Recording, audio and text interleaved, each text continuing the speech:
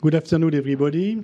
I'm very pleased and honored to open this session. We will have two roundtables on French and American cooperation and the challenge of the Trump presidency.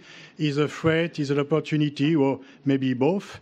And I'm very grateful to Romuald Scorsia to have opened this opportunity to make a cooperation between Foreign Affairs and Council of Foreign Relations and IRIS.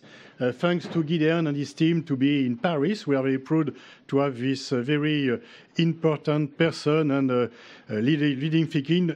Everybody knows the importance of foreign affairs in the intellectual landscape and the importance for foreign relations. So most of us are hard readers of foreign affairs.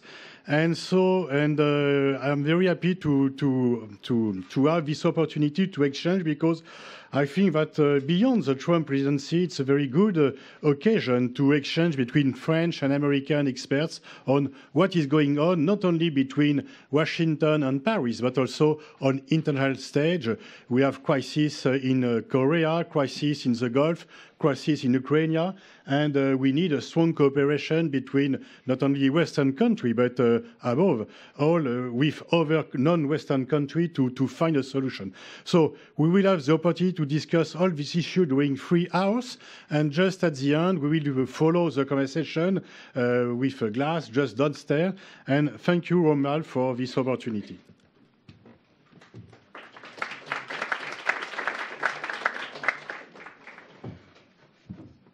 Good evening.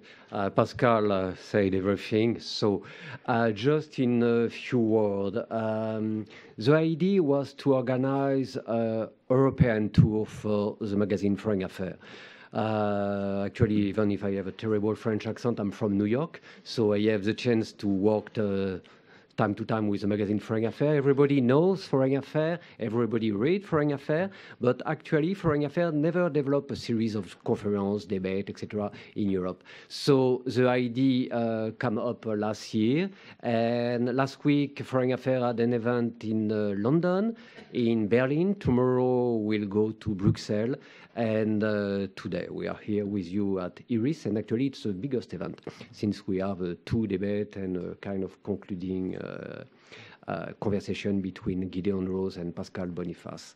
I will leave the podium to Gideon, who is the editor of Foreign Affairs, but also an intellectual writing his own book and running the Foreign Affairs magazine in Arles, with Arles issue. We were talking about it a few hours ago, and it's a real industry is running. He will explain it to you better than me. Thank you.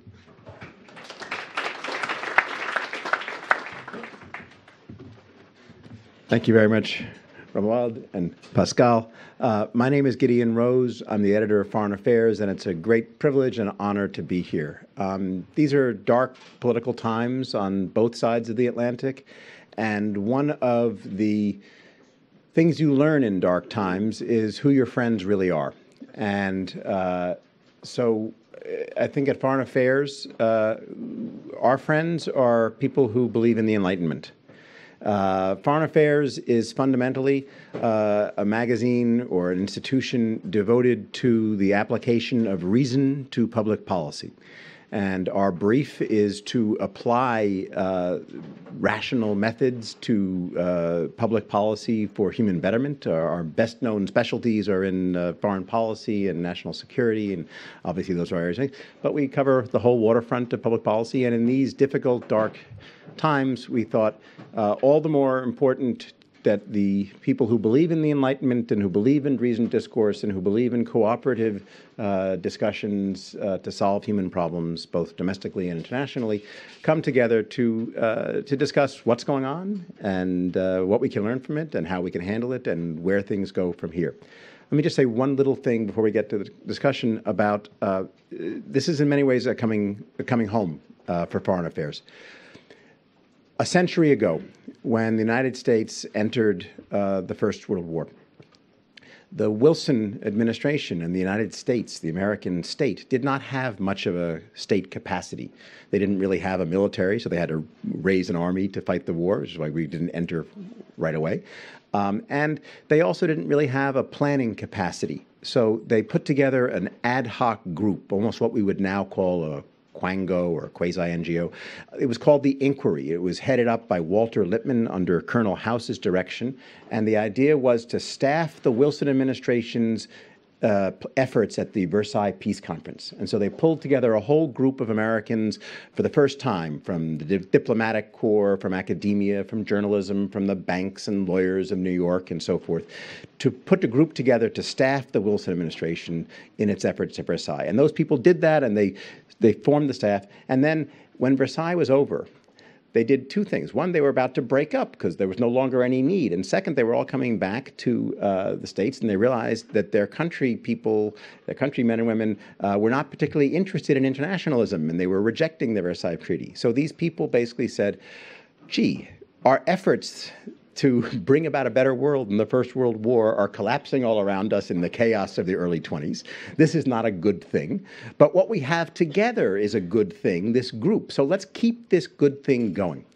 And they first thought, gee, let's put it together. And, you know, the Brits are doing this stuff as well. So let's get together with the British experts and form a transatlantic partnership and institution. Then they realized the mechanics, even in 1922, of doing this across the Atlantic weren't going to work. So the Brits went off and founded Chatham House, and the Americans went off and founded the Council on Foreign Relations. And that was the origin of the Council on Foreign Relations. And they decided, okay, we're going to keep this together and improve the world through internationalism. How are we going to institutionalize that? We'll create a men's club. That's what you did back in the day. And so they created a men's club called the Council on Foreign Relations. It has a think tank that they created that is now one of the major American think tanks. By the way, the club, the Council on Foreign Relations, is now a very large membership institution with about 5,000 members across the thing. And they created a magazine that was their version of outreach. That was the origin of Foreign Affairs. It was the club publication to essentially support public discussions. The council membership was going to be private, and discussions were going to be internal. The studies department fellows would produce good research, and the magazine would be a public forum for people of goodwill to discuss how to move the world forward in better ways, particularly using American foreign policy. 100 years of doing that we're now coming up on, and it's more necessary than ever. And for an American, where you thought things were settled, where you thought your politics was calm, where you thought the world was in a decent place, the last couple of years have been a giant shock. We don't know all that much about where things are anywhere. Everybody is needed to discuss things calmly and collectively together. And I hope that's what this event will be today. That's what this tour will be. And it will be getting to know our European friends and colleagues better, to reestablish the transatlantic partnership and the partnership of goodwill of all people of good faith that has actually kept a lot of things going forward for the last few generations in a positive direction. With that, let's get right to the panel.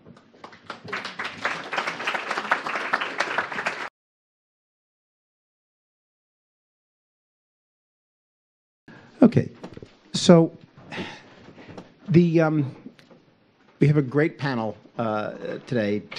We have two great panels today. I get the pleasure of moderating the first session, and we have a wonderful session afterwards. This panel brings together some truly impressive people with very different perspectives to help shed light on these many interesting questions about the difficult times that we're in.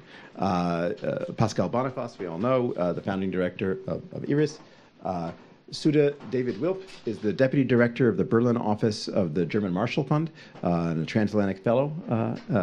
And Alain Leroy is, of course, the former Secretary General of the European External Action Service and a longtime French official technocrat, man about town, however you want to do it. And so from an American perspective, and especially an American establishment elite perspective, those people in the bubble of the blue states and the urban centers who were taken by complete surprise by everything that happened, like most everybody else.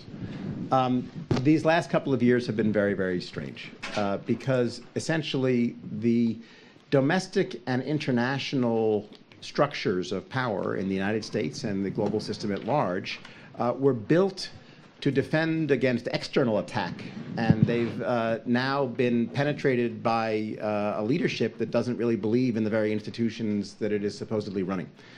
And so we have a very strange real-life test going on in which you have the institutional structures of American domestic politics and American foreign policy and global affairs more generally under a stress test by a powerful actor, the White House in the United States, that does not really seem to believe in the institutions or buy their logic or care that much about them. But you have a very strong institutional structure that is in place. And so the question that we in some ways thought would play out last year and will play out this coming year as well, which is when the immovable force, unstoppable force meets the immovable object, what happens, right? When the anti-institutionalist Donald Trump nihilist wave meets the structures of not just American politics, but global politics, what happens? I would say that from the American perspective, what's really ended up happening is everything has stalled and nothing gets done.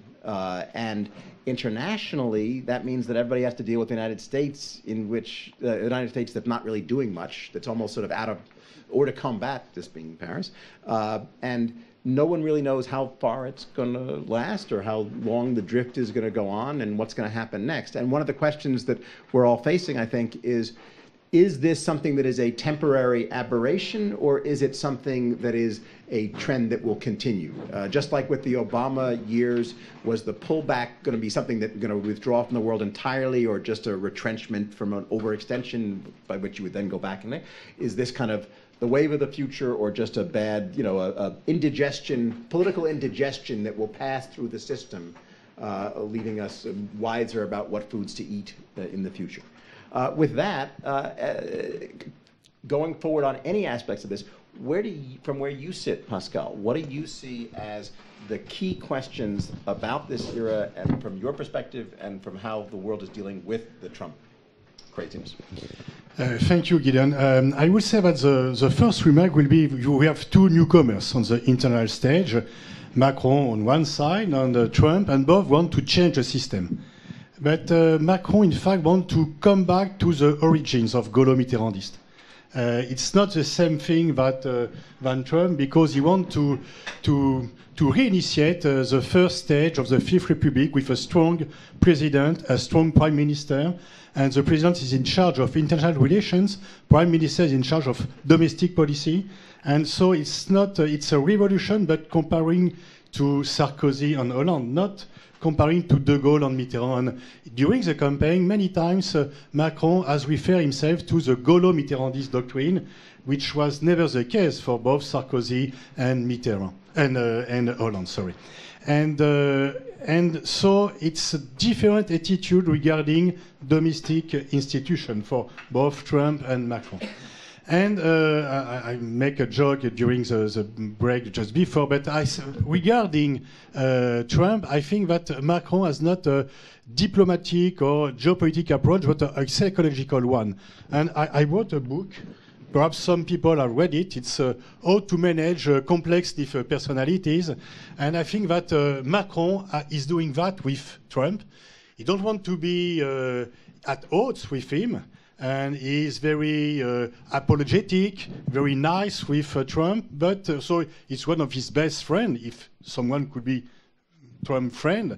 And on the other hand, is also his strongest opponent regarding Paris Agreement, the move of the embassy to Jerusalem, regarding Unesco, and regarding the Iranian deal. So he has succeeded to do that. And I think that for the French perspective, Trump is a difficult situation, but we have to be realistic, and we have to deal with Trump for the next 3 years, and maybe for the next 7 years. We don't know, and so we have to do what we have to do with this. We could not love Trump, and he is not very popular in France.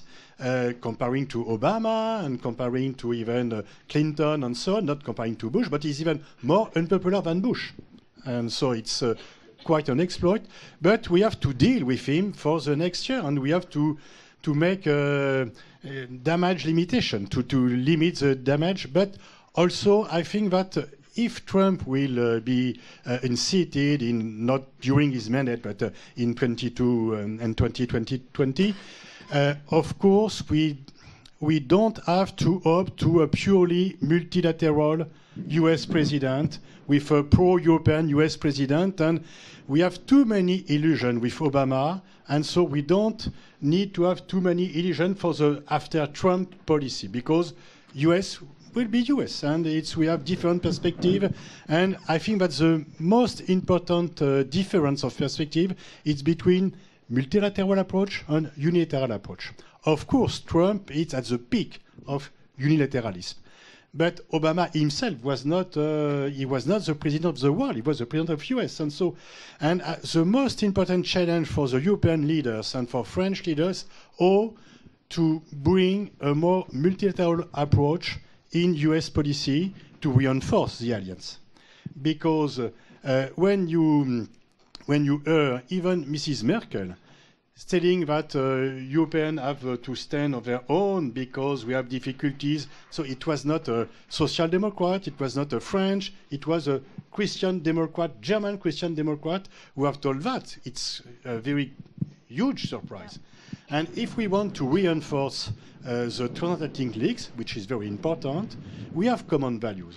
We have a lot of common values, but we have a very different approach on multilateral and unilateralism, and in a global world, this difference is more and more important. That's wonderful, Pascal. I'm curious. Is there a subject you haven't written a book about? Yes, I have read. Sorry. Is there a subject you have not written a book about? No, I have read the book. Yeah. When you are the director of an institution, when you are the director of an institution, you need to read this kind of book. I mean, it's difficult being, you're appearing on a French intellectual stage. There are these questions you have to ask yourself, right? I mean, one is, how many buttons do you button down the wrong button, right? And another one is how many books do you have to produce every year? It's very difficult. The standards for being a French intellectual are very difficult. So, Sudha, moving on to the other European continental pillar, how do things look from Berlin? Right. So first of all, thank you, Iris, and thank you, Foreign Affairs on the Road. It's really a pleasure to be here. I'm an American in Berlin, but I'm going to try to give you an analysis of what Berlin is feeling with the Trump administration. I think the election of President Trump has been more or less an existential threat to Germany, because this is a country that is so embedded in multilateralism and working in concert with its allies, and a President Trump that stresses more transactional benefits, his tweeting style, his disdain for cooperation was something that really scared a lot of Germans. And I think right now, Germany has to choose a path. This is the debate in Berlin. As the coalition talks go on, I don't know if there's a new government. I didn't have a chance to look at the headlines. They were saying that they were going to finish today. I don't know if anybody knows if they finished or if they're going to prolong to tomorrow. But the transatlantic relationship is a pillar in German foreign and security policy. With the advent of President Trump, this has been turned on its head.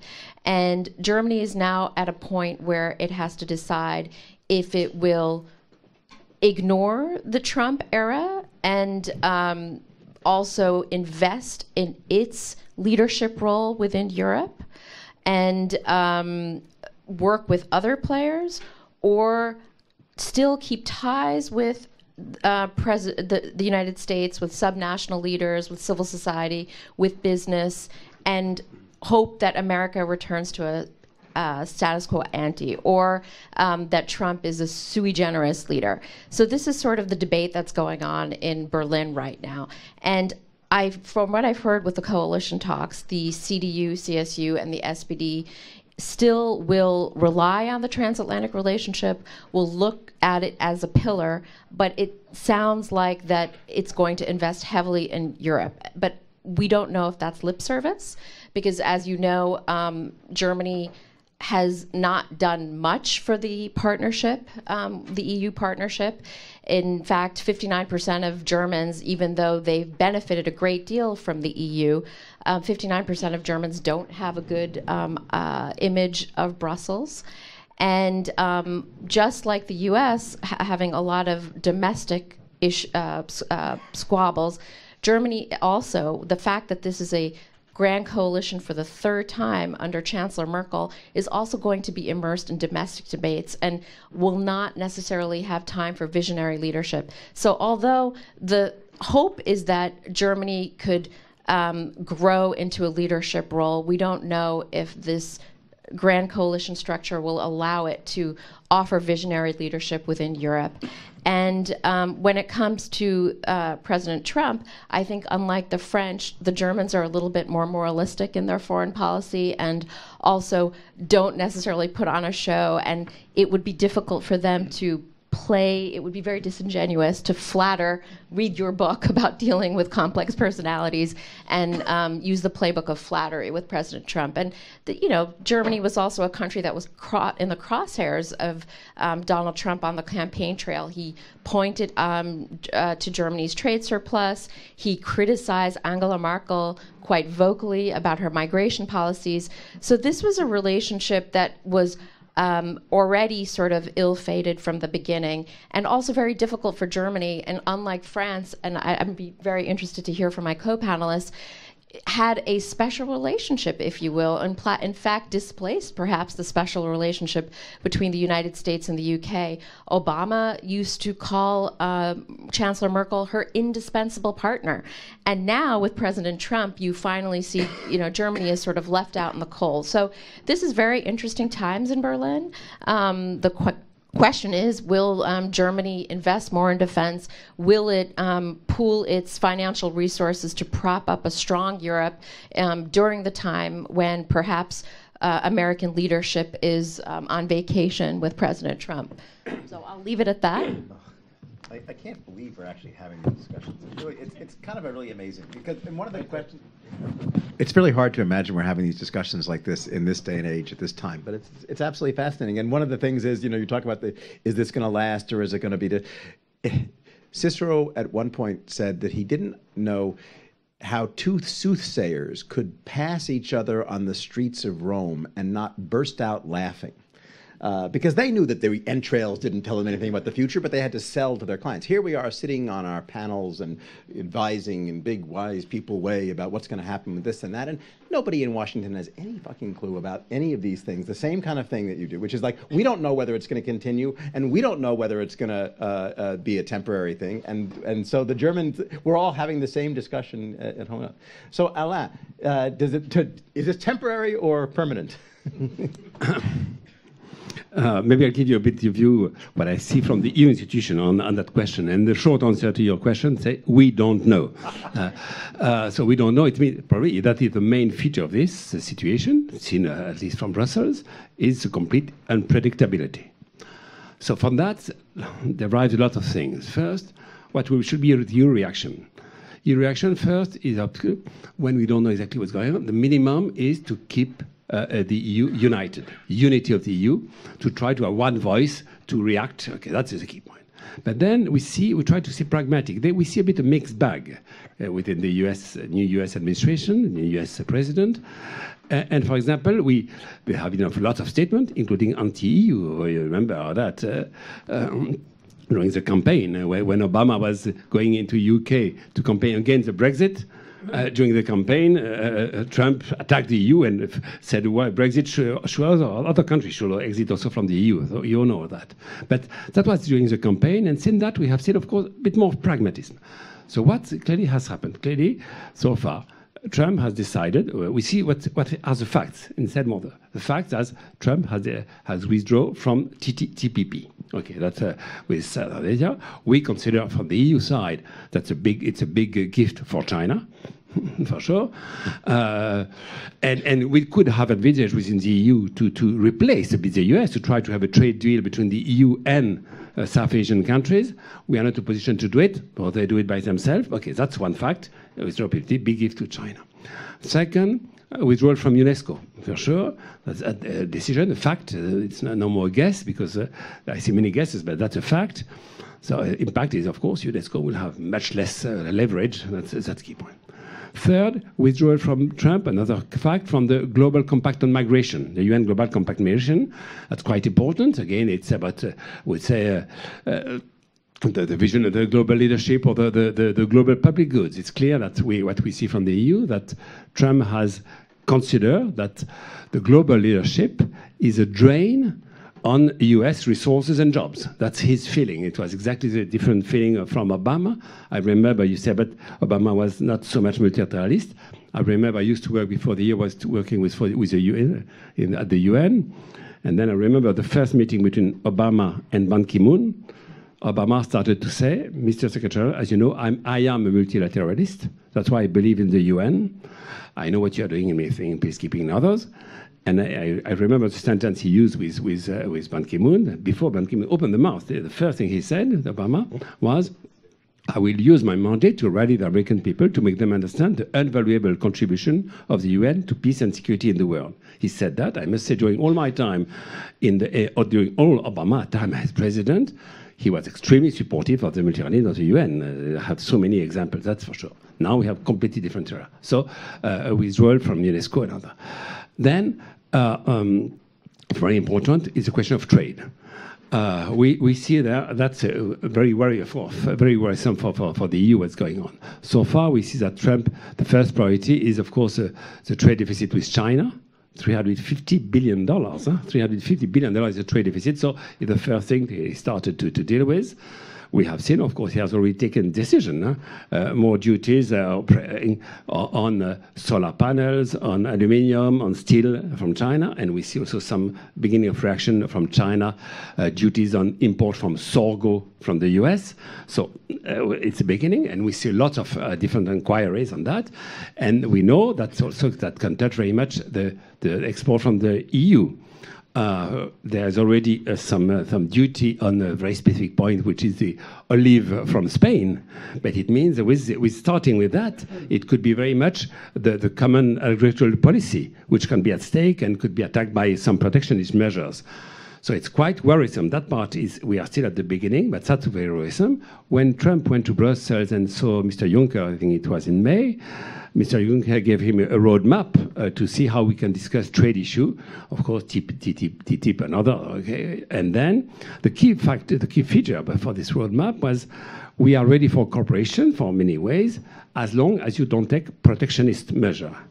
So far, we must say we are successful because the USTR have decided so far there is no protectionist measure towards the EU member states or any member states.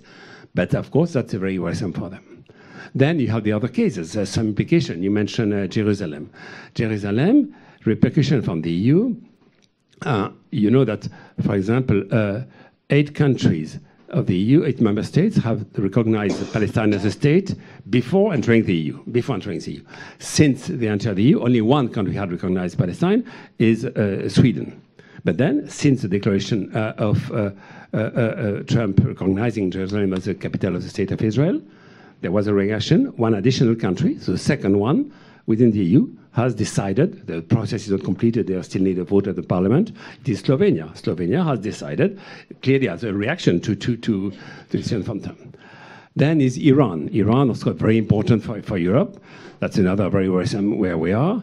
A reaction from the Europe. They invited, mostly the P3, the 3 countries, the 3 European countries were part of the negotiation in Iran, so it's France, UK, and Germany, invited the Iranian foreign minister to Brussels to reconfirm the willingness of the EU to maintain this agreement. And so far, the Iranians also consider they maintain the agreement, but extremely worrisome. If at the end the Congress and the President destroy the agreement, anybody asks what could happen. So many things where we are worried, but at the same time, so far, not many terrible decisions has been taken. So we try again to be pragmatic, to see where we are. And for example, another point maybe to conclude here.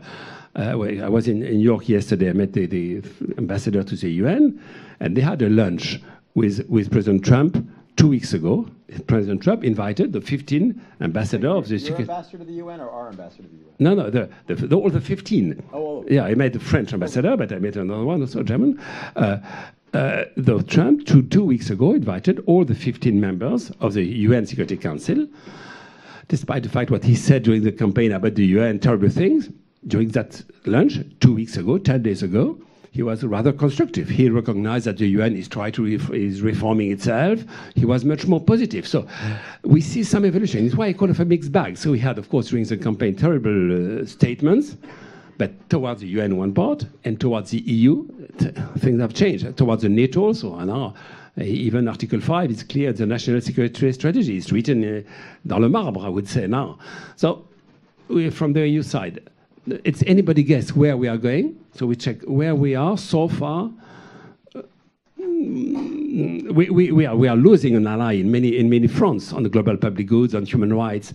Just for Africa, for African some dictators in Africa are very happy. The first one to complement the election of President Trump was Mr. Nkurunziza, the president of Burundi, which the EU is condemning on a daily basis. So that's we are losing an ally for all this kind of battle. I'll stop here. So. Thank you, Anna. By the way, that general picture of sort of big talk, less action, things deteriorating somewhat, but a sense that the price hasn't yet been fully paid and the story hasn't played out. That basic narrative is pretty much what the authors in our newest issue, which is available out here, take as well, which is it's almost like it was hard to put together a year-end summary because so many of the stories were like, you have to wait for the next year to see how these things are going to play out because the costs of actions in time T are going to play out in time T. You know, let me go domestic for the next set of questions for the U.S. because we're all become not just sort of amateur psychologists, but you have to come up with a model for the American political system under Trump to figure out how to interpret the actions. And, you know, we talk about the U.S. doing this or Washington doing this or Trump doing that, but in fact, it's not one personified thing. In my own feeling, there's sort of, it's useful to distinguish between three different, the interaction among three different components. There's Trump the man, who is the singular creature that he is, and we all see. There is the Trump administration, which is the man, but sort of like in a framework of other officials, other institutions, surrounded by people who often are saying different things and trying to constrain the man or adjust the man to do different things. And then the Trump voters and the movement, which are a large base politically that have now been mobilized in favor of certain kinds of ideological positions and certain kinds of agendas domestically. And so there's almost like three different questions. What Trump is going to do is the most entertaining and crazy and disturbing part. What the administration does is affected by Trump, but is not always exactly the same. As you say, there are other. I was just talking at Davos with several members of the administration, the cabinet secretaries, and you would never have known that Donald Trump was president if you would talk to some of these people. They were acting like superb technocrats in totally normal ways, and you were like, but. And so, you know, the administration is different from the man, and then the voters or the base is different from all that. A question to you guys, because in the United States, as we live through this, there's huge debates about how significant this all is and whether this is, I mean, we all know it's beyond the bounds of ordinary politics, and it's something that's been the biggest turmoil American politics has seen in half a century since, you know, Watergate and Vietnam in the 60s and 70s. But does it go even beyond that? Is it even more unprecedented than that? We're not quite sure. And I guess I could sum this up by the way I was saying in the green room, that a Latin American friend has put it by saying, you know, we've heard this story, we've seen this movie before, but just not in English.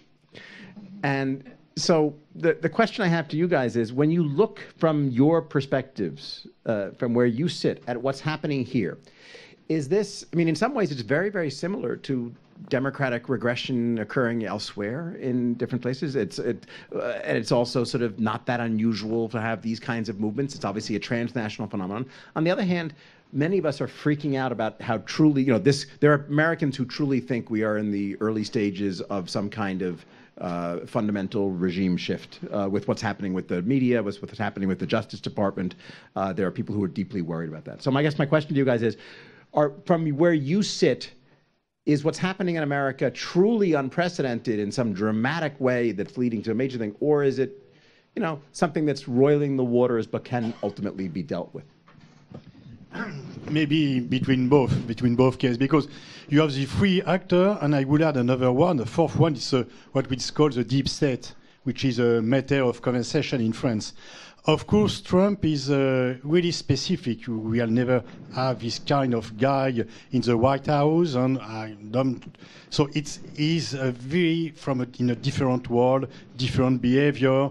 He acts still as a man on TV and not as a president, and so it's very different. But the administration is still there, and the administration is competent, even if the State Department is less and less powerful, and you have a shift between the military and the diplomats. And so I've been told that Madeleine Albright has said that she was reassured to see that the generals, the military, the adults are in power. But in a democracy, to see the military being in power are not so, it's not so great. So it's of course, we are happy to see that the generals advise Trump not to make a strike on North Korea. But when you, Clemenceau has stated, we are referred to World War I, Clemenceau has stated that the war is too much important to be given to the military. And so you need to have a political drive on all this stuff. And of course, Trump is seen as very erratic, very dumb in France and in Europe, but I don't think so. You could not be elected as president of a huge country without having some skills. And in fact, beyond of... we thought so too. Yeah. and so I think there is two common reasons with Trump, two logical, which are really logical. First, it's to never in U.S. history and never in a democracy foreign policy has been made only and purely for domestic political reasons. Going out of UNESCO, moving the embassy, breaking or saying that you want to break Iranian deal and so on. All these things are made not for international policy but for the voters, and not for the American voters, but for Trump voters. And of course, every president, and Macron and Mitterrand is same in France, try to please the voters making foreign policy. But I think that we will never reach this stage. And the second very logical thing is to please to the military complex industry. And the blocus of Qatar has for effect to see both Qatar and Saudi Arabia buying weapons to U.S. South Korea, Japan are buying weapons to U.S. And with the tension in Ukraine, and to say we will give up to NATO unless you are raising your military expenditure. It's Max Mansfield amendment again, and so all the results is to give more money to the U.S. arms industry, which is, in course, local jobs. So it's logical. And I've read in the newspaper that he wants to raise again to $700 billion the military budget. So that's on purpose. It's not by accident. It's a goal. It's a U.S. goal, and it's a Trump logical. So the two main factors is to please the voters, and only the Trump voters, not to U.S. voters, and to improve and to make the so Eisenhower probably move again his coffin. Are references to Germany in the 30s as prevalent in Germany as they are in the U.S.? So I mean, I think, Gideon, there's a lot of layers to the question you put out, because certainly it is unprecedented for a country like Germany that's for 70 years enjoyed the security guarantee of the United States. Germany has had an unbelievable amount of prosperity with the security guarantee that the United States has offered. But the reality is that I think Germans have also realized that the America that they've put on a pedestal has changed. I was at a conference a few years ago, and one of the attendees mentioned, we remember America for its care packages, but today the new generation thinks about America for Abu Ghraib, Guantanamo, and Snowden. And in fact, there have been times when there have been troubles in German-American relations, and the Snowden revelations was one such incident, which really caused a lot of fissures in the German-American relationship. But I would argue that President Trump is something different because he's questioned the very nature of Article 5. And of course, he's, like you mentioned, the different the circles of security around him have stepped in every once in a while. But this is the first time that somebody in the White House has questioned Article 5 and also talked about the open trading system and the promotion of human rights not being a priority. At the same time, I think it's also important to note that in Germany, a lot of the trends that we've seen in the U.S. electorate are also occurring in Germany. I mean, you now have a right-wing party in the parliament for the first time since the end of World War II. A lot of the themes of feeling left behind about cultural identity are topics that are now spoken about in Berlin. So even though it's easy to criticize the United States, some of these themes are happening in the backyard as well in Germany. Ella, your take on this? Yeah, again, from maybe Brussels side, from the EU side, there is no doubt that most of the policy of President Trump is linked to to please the voters from the famous Rust Belt. There is no doubt on that. That is clearly his main criteria. Fine. But at the end, how all that goes within the U.S. administration with the Congress, again, we are pragmatic. We see what is decided. For example, just one point I forgot to mention. Towards the EU, that's a big interest. So far, President Trump has not nominated an ambassador to the EU. No U.S. ambassador to the EU so far. Okay. Second, another decision. Trade. I come back on trade again. Decision. Again, protection for the Rust Belt, and big skepticism toward the WTO. So far, WTO is being much more fragilized. There was a ministerial meeting in Argentina in December. For the first time, no, not for the first time, it happened that there was no agreement, no declaration at the end, because the US delegation refused completely. There is very important in the trade issues, it is in French, l'ORD, l'organisme de règlement des différends, in English, the settlement dispute body. Very important to settle the dispute between China, EU, and all that. So far, the body cannot function because Trump has not appointed 3 members of this body. So again, for WTO and for the rule of trade, that's very, very important. And then you mentioned at some stage the Paris Agreement. Just again to test one of the EU reaction on that. Interestingly. In September last year, September 2016, there was the Paris Agreement had been signed, but only a few countries had ratified it, only 20 countries.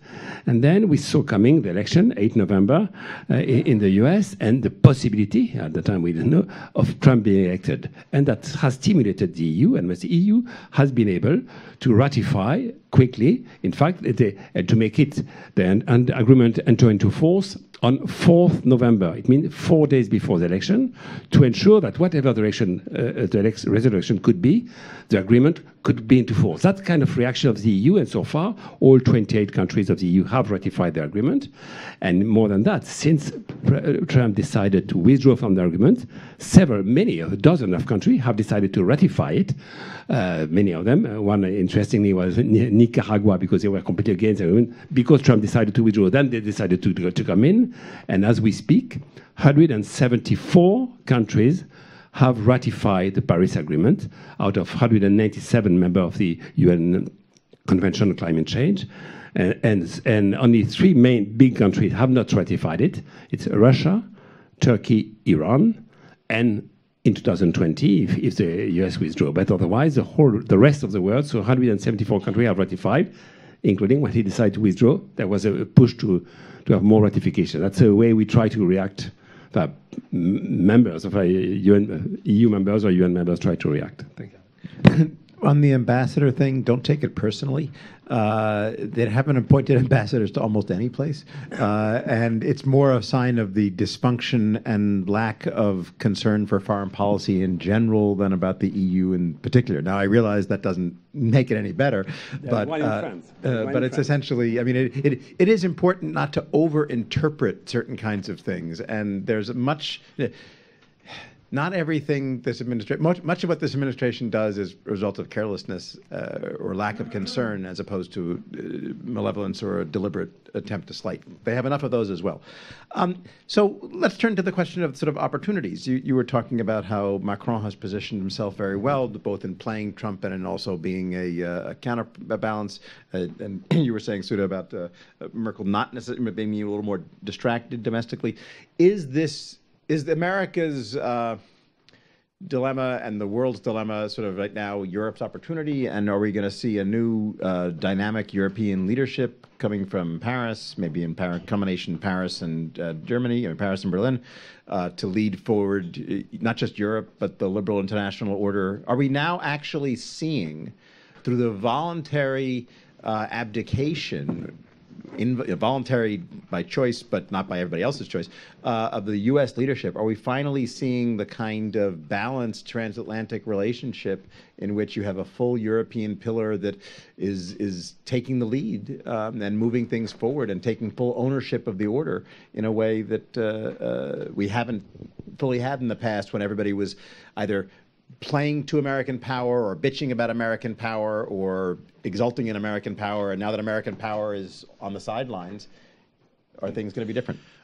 I think that Europe is not in a position to take the lead, because Europe is divided, and we don't count on Czech Republic, Hungary, and Austria now, and Poland and Baltic states to make something. So we are too divided to take the lead again. But we could do something. And I think Macron is really lucky. He was lucky to be elected, because in France, 6 months before the election, nobody would have bet on his election. And he was not supposed to be someone who is dedicated to diplomacy, is more an economist. But still, since the beginning, his agenda is an international agenda. And some of his advisors complain, some of the policy advisors complain about the fact that he's always abroad and so on. So he has a very international agenda. And on international stage, he was also lucky to appear in an empty stage. Because with the Brexit, you have no UK leader, and France has become the only UN security member belonging to EU, the only nuclear power, the only military power inside EU.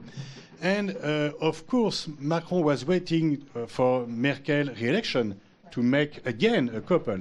But we have to wait. And during this time, he has filled the void. Because, of course, France needs a strong German government, because without Germany, we are not able to do something. But during Merkel's absence, Macron has fulfilled the Sane and has taken the lead. And also taken the lead in opposition, soft opposition, and strong opposition to Trump.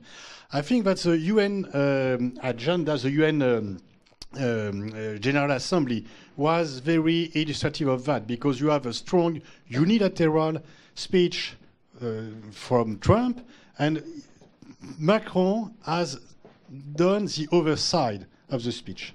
He has taken the opposite way on every aspect, appearing as the advocate of multilateralism, of United Nations, and so he is very popular in the world due to this position, to be the good guy against Trump, but being also able to speak with Trump. And so I think that both Brexit and Trump election is an opportunity not only for Macron but for Europe. But Europe with some country, not with the Eastern Europe only, and unfortunately, maybe Berlusconi will be back in power in Italy. It will be a disaster. Unfortunately, we are waiting for a strong Spanish government. We need a strong Spanish government, which is not the case. And it's difficult to do the job only between French and German. And we need partners. Of course, we'll say that Belgium and Sweden and so on, but we need to see Italy and Spain back on stage, which is not the case, and with Berlusconi, it will be worse. You know, that's a really great assessment. The Macron's stock is rising in U.S. establishment circles very highly. It's actually interesting because they liked what he said coming in, and they're very happy. And the question now is like, the price has gone up so much. Is the inflation? Has it all priced in? In other words, there's such a desire for somebody who could be a charismatic liberal leader, upholding the best virtues of the system in both domestic and international and economic and other kind of ways, in a positive way, that everyone's desperate to look for that leader and anoint them quickly. And Macron's getting quickly a good reputation in that regard, but whether the results will deliver down the road, we'll see. So, Sudha, is this Europe's moment? I mean, it's exact. I was just going to say, if not now, when? It's the perfect storm with Brexit, with the election of President Trump. This is Europe's time, and I think that has also sort of permeated into the coalition talks.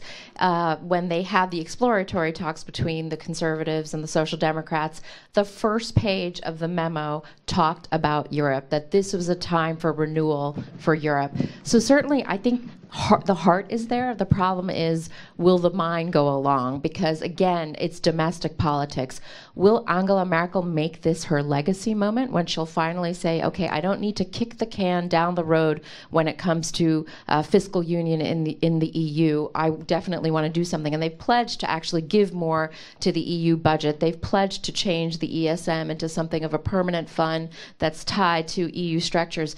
But, you know, they're all, again, domestic politics are involved. There's a very crucial election next September in Bavaria, and she's going to have to play, politics with the base of the Conservative Party, and also help the sister party of the CSU, keep its majority in Bavaria. So I do think it will be very hard still this year for visionary leadership when it comes to the EU. I hate to say it, that there still needs to be some waiting. And also, you know, there's been a lot of lip service. People have talked about PESCO, this permanent structured cooperation.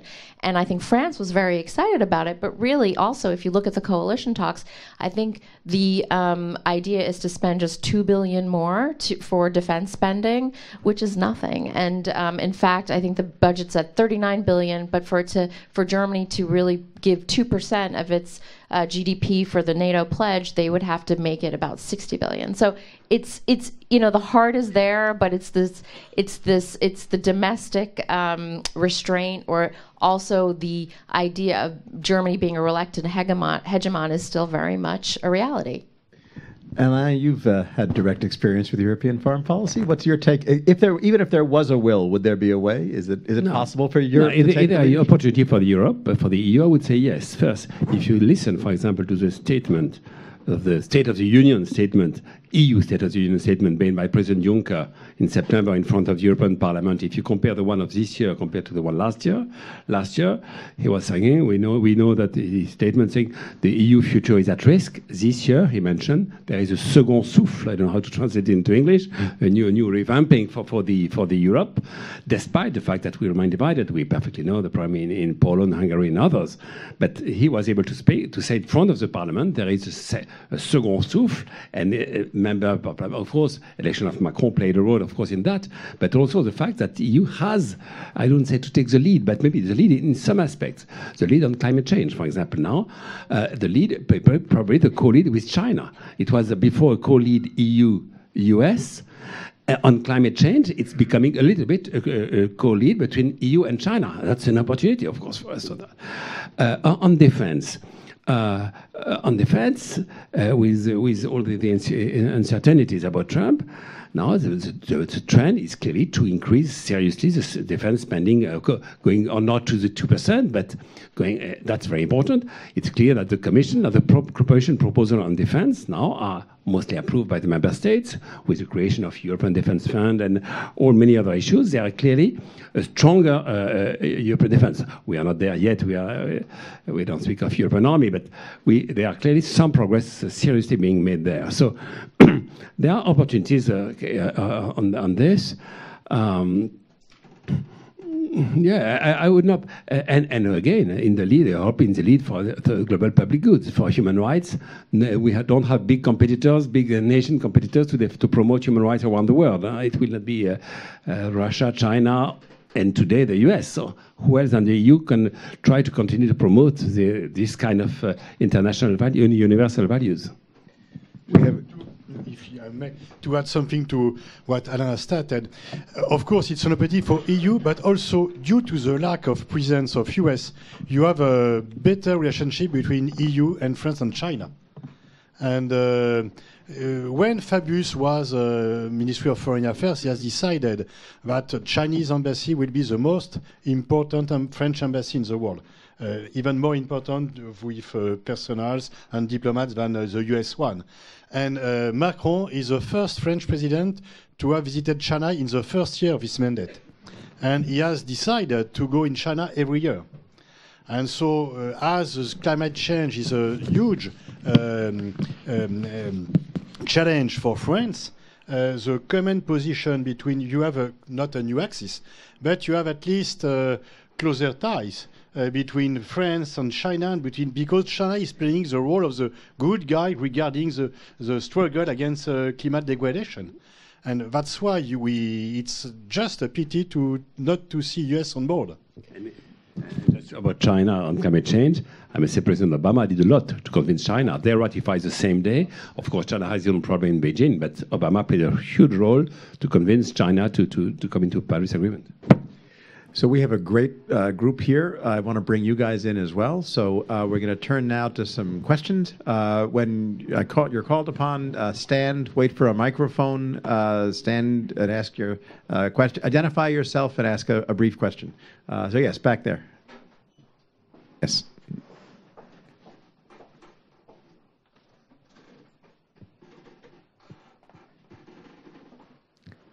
We're getting a mic there.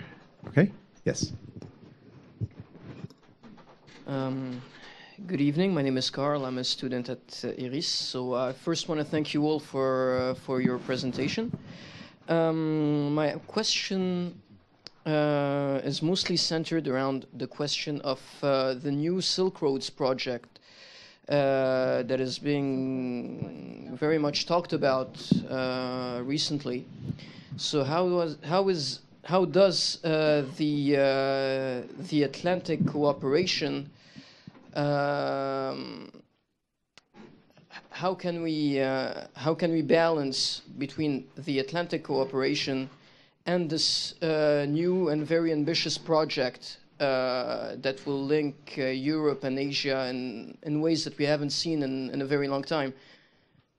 So that's a follow-on to the question about China that you were just talking about, which is in some ways, we were thinking about of course, there was the transatlantic relationship, and then there was this talk of the G2 with the U.S. and China, and many European allies got their noses bent out of joint. Now you're talking about Europe and China, and the U.S. is sort of walking away. But maybe are we devolving to a multipolar world? Are we actually seeing now, however haltingly and stumblingly, but successfully, in a way that nobody ever played out, the emergence of a truly multipolar world in which different power centers are doing different things in different areas, but not yet fighting and not yet destroying each other, but just sort of doing different things in different parts of the world? Yes, of course, we are not already in a multipolar world because US is still the most important power but we are going to a multipolarization. So we are on our way to a multipolar world. And thank you for your question, because the new Silk Road, it's one of the main strategic challenge. And my fear and my concern is that we will address only national response to this challenge, because it's a strategic things, and it will change Africa, it will change Central Asia. It has already resulted in Greece and in some Eastern countries. And if we respond to this challenge or opportunity, because it's also an opportunity, only on a national basis, we will be out of reach. So, but I think that one of the most important things is the rise of China, and we have not collective thinking, collective response, and a collective approach to this huge strategic challenge. Yeah, I would agree. I think that this One Belt, One Road initiative or Silk Road initiative is something that is happening quietly. People in this room are observing it, but the immense power that China is generating when the old order has been sort of asleep at the switch is something to think about. When there was an example of this during the AIIB, the Asian Development Bank, where there wasn't transatlantic cooperation, and it looked very sloppy that we didn't work together as allies when China decided to create this new bank and perhaps set new rules for the road.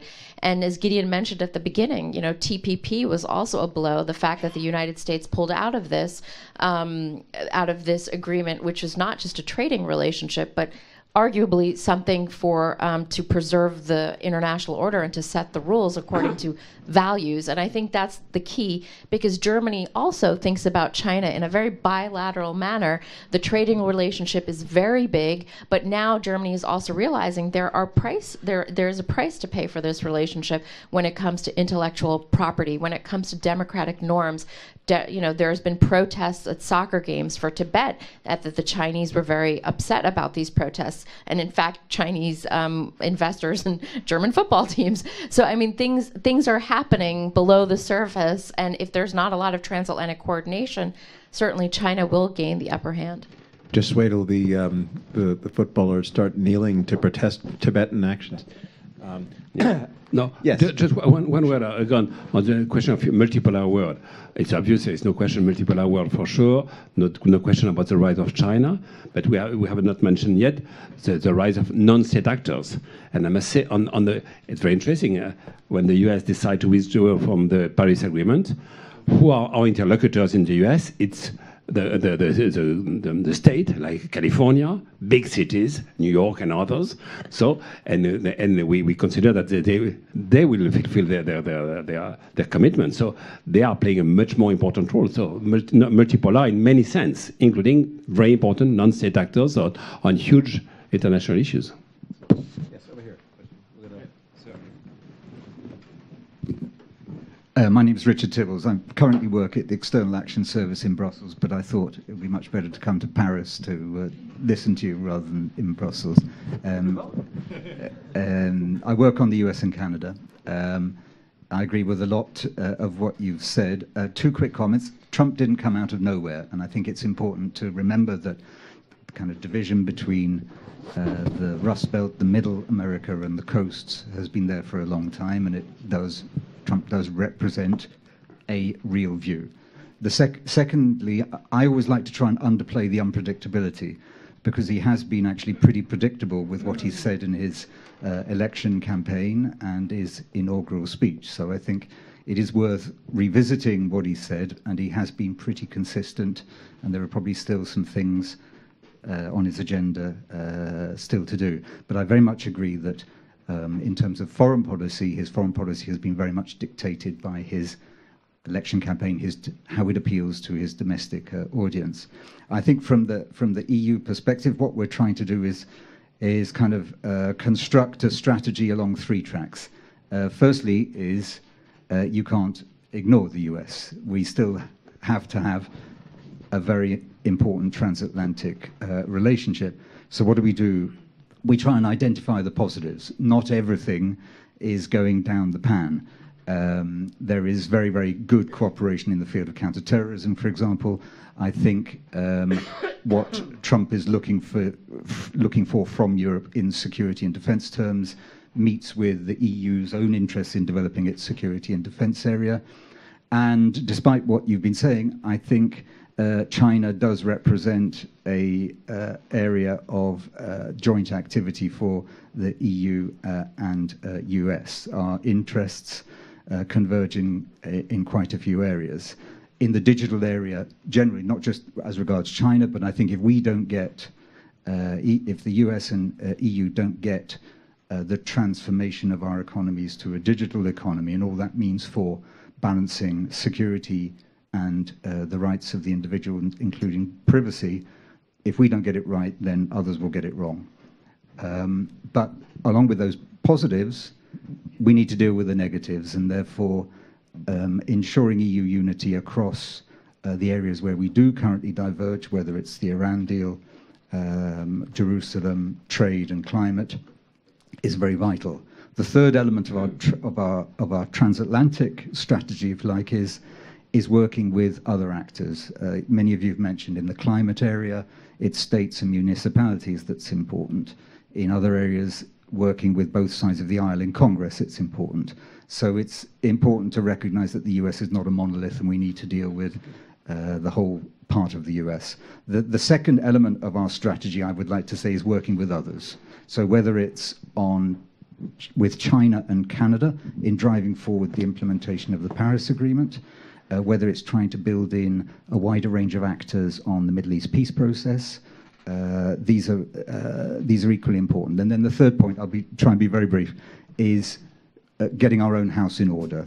And therefore, as many of you have said, enhancing the resilience of the EU, banking union, digital single market, energy union, all of these things puts us in a better place to cope with the vagaries across the Atlantic.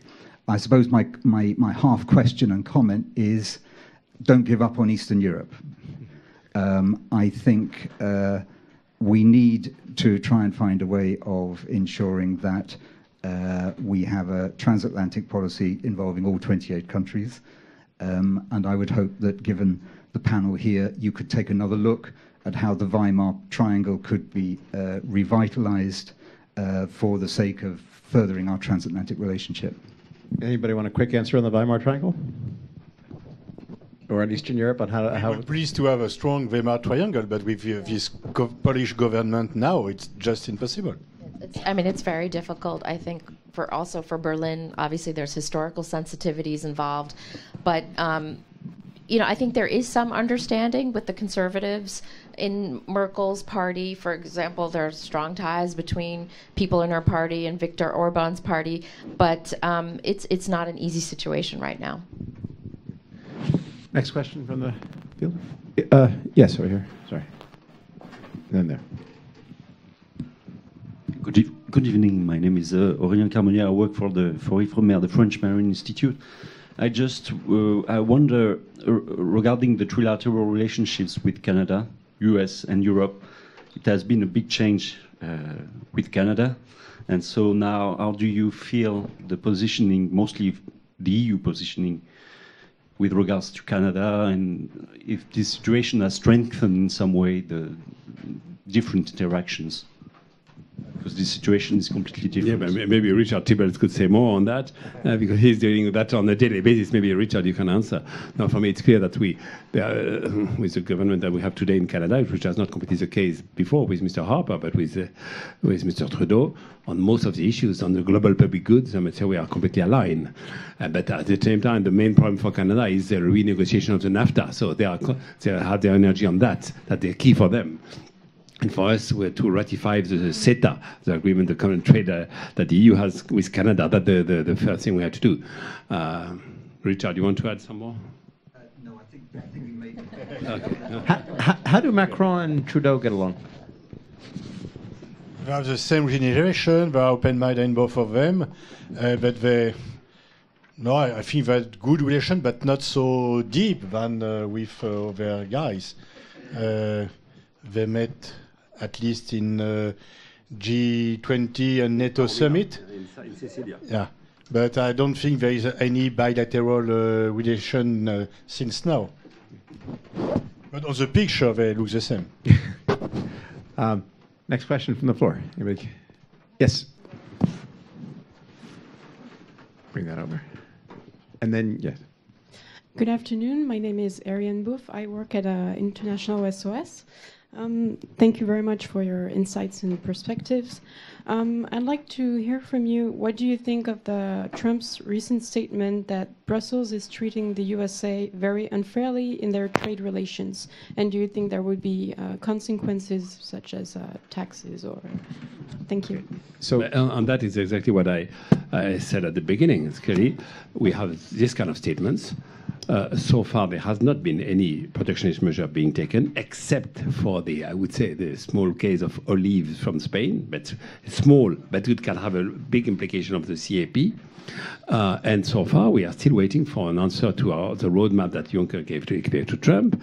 And it's clear that the statements made are terrible, but so far, the USTR, the guy who is there to deal, has not proposed any serious protectionist measure against the EU. But we also know that the TTIP, which is very complex in our country, and especially in France and in the German parliament, so far no progress has been made. It's frozen for the time being. There is no progress on the TTIP negotiation these days. With regard to interpreting Trump's trade policy rhetoric and things like that, it really is very difficult, and I sympathize with the difficulty. We have trouble ourselves understanding it. And basically, I mean, again, I would say don't take it personally, in the sense that Trump feels that everybody treats him unfairly unless he's being incredibly flattered. And so he only has two modes, sort of sucking up or attacking, and he believes in a kind of zero-sum framework in which you're either his buddy and his friend because you're helping him, or you're his enemy because you're taking something that he deserves. And so when he says that about the EU, he doesn't mean it about the EU. He means it about the EU meaning something other than Donald Trump. Because he feels he would say that if you asked him about the African, the African, he'd say they're screwing us too, and then make some racist comment to boot, right? So at least as Europeans, you're spared the racist stuff. But the question of will the U.S. state then put these kinds of things into so here you have actually the three different levels fighting each other. The top and the base. The political people want the American public have often been convinced at this point, unfortunately, like a lot of European publics, that trade screws them rather than helps them. And there's a large base that wants to do protectionist policies because they feel intuitively that makes sense to them, even though we know it doesn't work. But they want that. And you have a president at the top, but you have a state that doesn't believe in that. And so the question of, will all the officials in the middle manage to keep the trade network going as the public's below and the leader on the top wants to disrupt it? That we don't know. But then we come again to the other actors. It's clear that the Republican Party is, by tradition, very much for free trade. So he's not for protectionist measures. So even if Trump makes these kind of statements, big part of the Republican Party does not follow that direction. By the way, this question of what actually has been sort of, what do you think of like traditions that you can depend on? I've come to think that traditions that don't have an actual material force behind them don't last long. And so when people say, oh, the Republicans have stood for this, or the Democrats have stood for that, or America stands for this, there's a tradition, we've seen that traditions can be changed. All sorts of norms in American politics have been run roughshod over in recent years and been trampled when there's nothing stopping them. The things that get pushed back on, or when there's a material interest from some powerful constituency, rich people or an electoral constituency or a bureaucratic actor that pushes back. And so something on trade, when you say the Republican Party has been in favor of free trade, that has absolutely been true at the ideological level. But I think what you're going to see going forward is going to be a battle that is played out not on the intellectual level, but on the political and policy level between different constituencies, because you have domestic groups that benefit from different kinds of trade policies and other groups that benefit from more outward-looking policies. And the question will be, will they fight each other? Who will win? Not so much sort of what are the traditions ideologically of the party. Anyway, so long intervention. Yes, over here.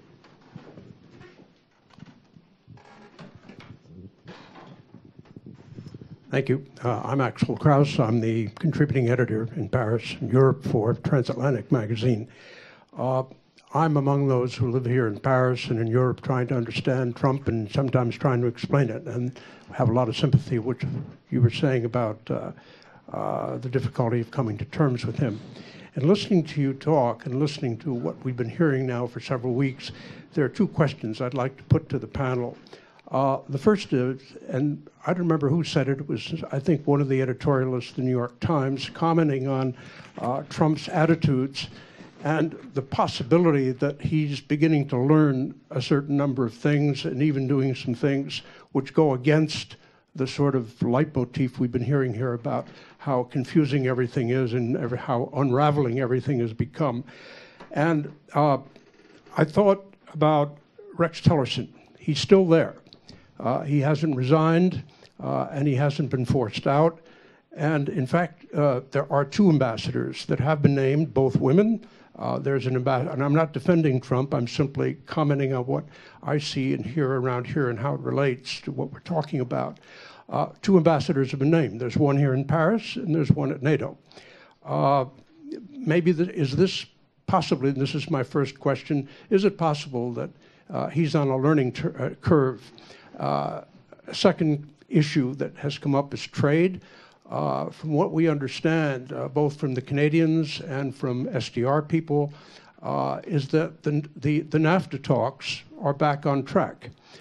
Trudeau and the administration are talking about that trade arrangement, which has been, well, it's much older than the Trans-Pacific Agreement and so forth. But it's apparently back on track, and the president has backed away from his call for trashing it. And he's used a term that I think explains his policy as much as anything he said. He talks about making deals that are fair and reciprocal. The level trading ground that we've heard from other administrations, indicating that even on the Pacific deal, he said he might be able to reopen the negotiations and the talks if he can get a deal that is fair and reciprocal. My third sort of point about an observation is that what's wrong with bilateral deals? Which is the direction in which a lot of negotiations are going. Bilateral deals, he talks about it all the time. Theresa May has talked about it as something that she hopes would occur if Brexit in some form or another comes through, but a US-UK deal that will be good for Britain and possibly even good for Europe. And my second question is, maybe to you, Pascal, you've been very defensive here of Mr. Macron. I was at the Sorbonne with a lot of other reporters following the great speech about the great Europe that he foresees with a lot of proposals, including making the Eurogroup into sort of the beginning of a new European government in parallel with the EU. Why is it, in your view, and perhaps others have a view on this, why is it that no one else in Europe, even Madame Merkel, have come to his support on the various proposals he's made, without specifics, but he's talked about the Eurogroup, he's talked about an environmental Europe, he's talked about other types of European cooperation, including on defense, which have gone absolutely nowhere in terms of specific reactions and even proposals, including a fighter project, a European fighter project that's been mentioned. But what is the question exactly? Well, my question is, why isn't he being backed up? Why isn't Macron being backed up by other members of Europe? And why isn't why aren't other Europeans moving forward with a more dynamic? Well, let's just wrap up your. Let's take all of you in this one, and any concluding thoughts that you have, because we have another panel coming right up, and we want to wrap it up. Because everybody in Europe was reassured to see and comfortable to see Macron at Élysée, because there is a big fear to see Marine Le Pen being elected, which is not the case. But you have a lot of people telling in Europe and even in the world that nobody has foresee Trump has been elected, nobody has foresee Brexit and Brexit has happened, and nobody could see Marine Le Pen elected, and she could be. But we have a different political system with the two-leg system to run, and so it was just impossible to see Marine Le Pen elected. But I think it was just quite even a surprise and refreshing one to see Macron. So Macron was received as a gift from the heaven to be elected against Marine Le Pen.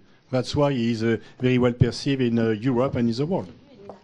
So I'll just answer two of those questions. I think that, again, although Germany has benefited a great deal from the EU, there is domestic skepticism about Germany somehow paying for the whole EU and not getting, paying for pensioners in Greece. There's still that feeling there. And although the decision makers, mainstream politicians in Berlin, realize that the EU is fundamentally important for the success of Germany, the success of Germany's economy, unfortunately, the electorate is not necessarily behind that idea. Your second question about, or one of the questions about, is Trump on a learning curve?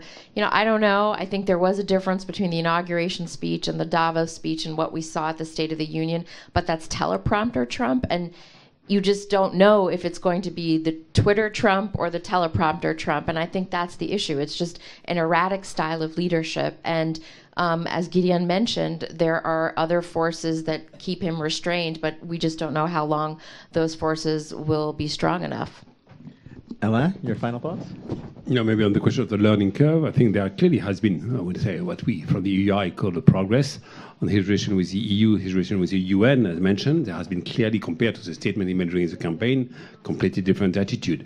So it's why unpredictability, there is still some part, because the reality, and including on trade, as I said, he has against the EU terrible statements, but the reality so far, there are no measure has been taken. So we will. So far, still a big, I would say, unpredictability, because what will happen in the next 2 years, in the next couple of years, will that be the statement of the campaign or the learning curves, more positive toward including EU main features? So far, I don't know. I fully agree. When we see on all issues on NATO and Article 5, now it's clear there has been hesitation. Now it's very clear in the national security strategy. So what I call mixed bag is that it's anyone guess to say which line will be in the coming years. But so far, learning curve has played a role. So I'll just wrap up this, then we move on to the next panel. First of all, thank all of you for a spectacular panel, and thanks. This is long overdue, these kinds of discussions, and I'm delighted we were able to have them, and I'm looking forward to the next one as well, and we'll have a big wrap-up later. On the learning curve, my last thought on this would be, you have to distinguish between the administration, which oftentimes, especially with the change of party, gets quickly sort of comes up a steep learning curve. The first 6 months of any new administration are always chaotic, and they always find their footing a little later, and that happened here. And you have to take into account the weirdness of Trump itself and the normal Republican Party. If you take a look at the Michael Wolff book, everyone's talked about the salacious details or the gossip, but the book is worth reading. This is the Fire and Fury book, more for the theoretical structure, because the theoretical structure, I think, actually helps understand what you're seeing, which is an administration that wasn't really ready or expecting to lead. And so when they came in, they had to basically develop an agenda on the fly. And it oscillates with three particular circles. There's the conventional Republican Party establishment that essentially Trump delegates to Congress and says, you guys fill the tax bill or the health bill, whatever you want. There's the Trump who wants to basically be a populist, the Steve Bannon stuff and all that. And then there's the sort of Jared and Ivanka, Trump wanting to be sort of liked by other billionaires and conventional New York Democrats, and the Goldman Sachs crowd that would fit in very well with the transatlantic community. And so the question of rotating among all those things at any given day, you don't know which side of the White House operation, all of which plays to Trump's ego in different ways. You never know which one's going to come out on top in the internal struggle, and that, I think, accounts, rather than think of each action as produced by a conscious plan with weighted out in different things. If you think of it as internal fights that are going on among different factions, often among different factions of the same person trying to control him, that gives you more of a sense of how to interpret the random chaos that we're seeing, but we're not actually sure what the underlying trend of the signal is as opposed to the noise. I think that'll become clearer over the next year. With that, I'll talk about that at the cocktail reception after, because we have another panel coming on right now. Dan Dresner has a good article on Tillerson in the Washington Post today, which summarizes my views pretty well, so you can take a look at that. With that, thank all of you. I want to turn things over now to Sylvie Matterly for the next panel.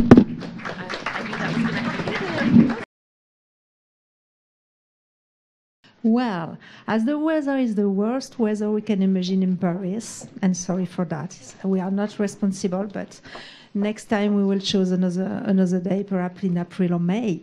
I think we will begin the second panel immediately, and that will let us the time to discuss, to debate, and perhaps to finish 10 minutes before to let you go home safely. Well,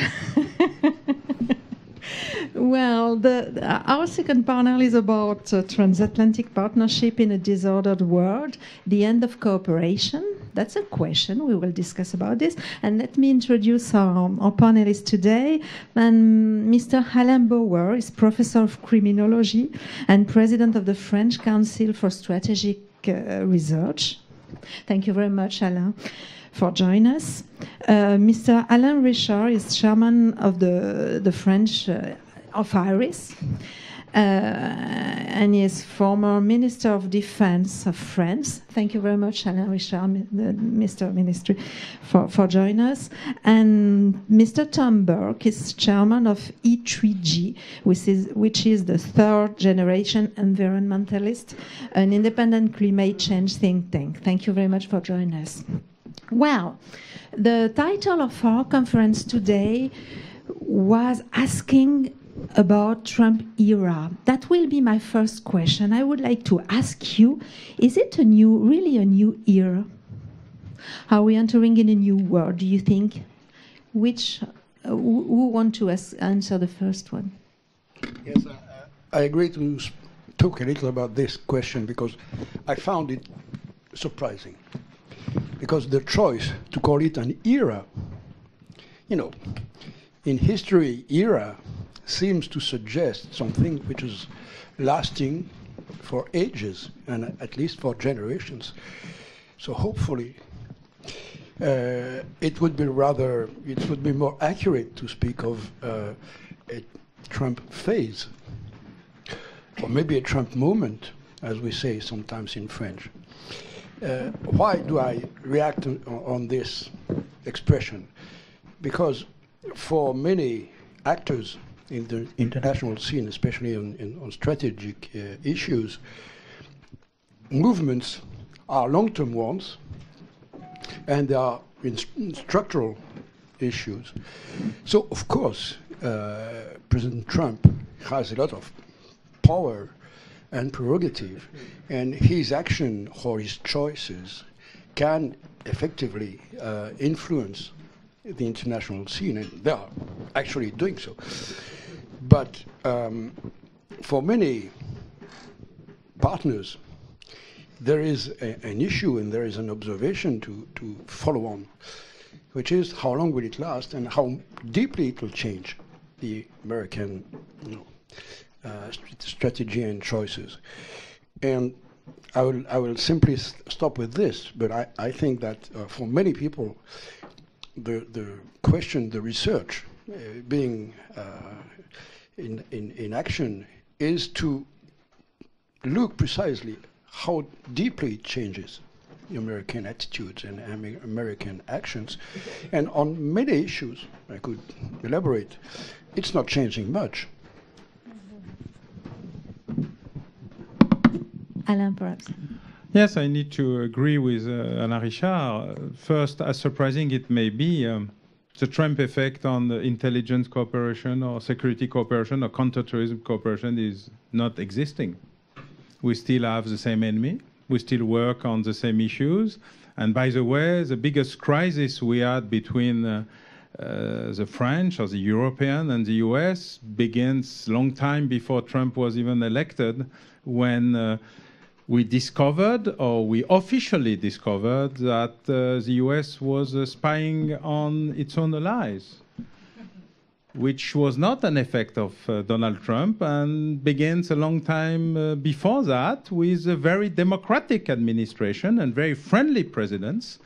So at this time, there's not a huge change, and there may be some effects on more complicated issues and bilateral relations. I think President Trump has a complex vision of what NATO is, or on what EU is. It's something that is not as easy as understanding China, for example, or not understanding China, but having one country, one state, one chief of state, one kind of relation.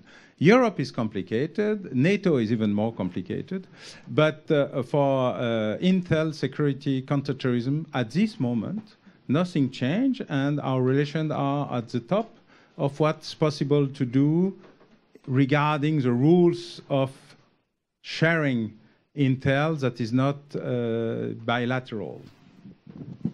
If I can ask you just a question, and I will let the room to Mr. Burke. You told us that Trump has a complex vision about what NATO or EU are. Can you give us some explanation, please? But it's more easy for Donald Trump to discuss with Xi Jinping, head of one state and with one head, than trying to discuss with 50 governors that look like chief of states, with countries that has more complex issues than what we think, like England with Brexit. Situation of Poland and Hungary is not very easy every day. Austria is becoming re-becoming a possible issue. And so not being able to discuss bilaterally and having this other guy in the middle, which is the European Union or NATO, is something that multilateralism is a big complicated thing, especially with somebody that has no real experience in diplomatic posture and who always wants to make deals. And we'll see if they are good or bad later. Okay, and Tom, how about Trump era and new era? Thank you. I think Alain was being far too diplomatic. It's not at all clear to me that President Trump has any grasp of reality of any kind. So the kind of complexities that Alain was talking about seem to me to be way beyond his ability, and we shouldn't expect him to learn over the next few years. I think it's probably a bit early to talk about an era, as the other Alain was saying.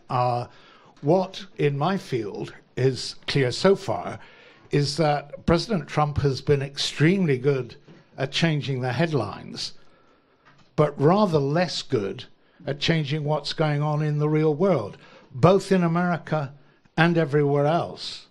What happened in the G20 immediately after he said he was withdrawing from the Paris Agreement was that 19 other states, heads of state, told him to his face that he was wrong. I think that's a pretty good signal. I didn't expect it to be received, and it hasn't been. But I think it's a way of keeping a perspective on what's really changing. What actually has happened very interestingly in relation to Europe in that respect is that Trump's withdrawal from, or announcement that he will withdraw from the climate agreement, has actually deepened ties with Europe at all sorts of levels other than at the government level or at the administration level. So at the level of cities, at the level of businesses, at the level of civil society, it's actually welded the transatlantic relationship together more strongly in reaction to the Trump headlines. And I think there's an interesting lesson to be drawn from that, which is to look through the headlines before you come to judgments about what's really happening in the Trump era. Thank you. you told us that multilateralism is a complex issue for Mr. Trump. Then, unfortunately, in Europe, we are multilateral, the EU, NATO, etc. Do you think, and that will be my second question, do you think it is the end of the cooperation between US and EU, or a sort of end of some cooperation between US and EU? Perhaps you can begin, Tom. If you look at the set of problems that the world faces, the really deep structural problems, climate change, migration, mass migration, trafficking in drugs or people, the spread of pathogens, these are the structural problems the world faces, then they all, to deal with all of them, requires a pooling of sovereignty. Europe is the world's only really successful effort at pooling sovereignty. And no nation, however powerful, is able to deal on its own with any of the kind of problems, and there are more that I listed. So I think, as I said, it's much too soon to suggest that because one American leader has lost the plot, that therefore America is not going to carry on playing the role it's played since the end of the Second World War in maintaining a global rule system, which is what you need to deal with all of those problems. I set that in the context of thinking both about Trump's election and about Brexit. And what, at least one thing they have in common is a failure, both in Britain and in the United States, to meet the expectations, not of the elites, but of the broad mass of people. Well, I think if you look at the wake-up call we're getting from this, it is you have to look at this issue on a global scale. There are 3.5 billion, 4 billion people out there living in cities around the world who, if we don't manage these big structural problems together, will give us more and more versions of Trump, and that's the thing that really troubles me. Alain Richard, Alain Bauer, want to answer the question? Well, there is a question in your question. What is the real meaning of cooperating with the European Union? European Union is a political construction which has its own complexities and its own limits. It's a place of permanent negotiation between its members, and a place where every step, every achievement is written in law, and in written law, by the way. So it's not very mobile. It's not very apt to adapt to changing situations and to adopt collectively a new initiative. It takes lots of time. So, of course, for the Europeans, having a new partner in the US with different approaches, with different expressions, it's true that the way he speaks and the way he creates headlines is a large part of his governance system. So it's a further challenge, a new challenge for the European Union, and its capacity, its ability to adjust to this and to be as efficient as it can be, even with a strange partner, is not guaranteed. It's not certain.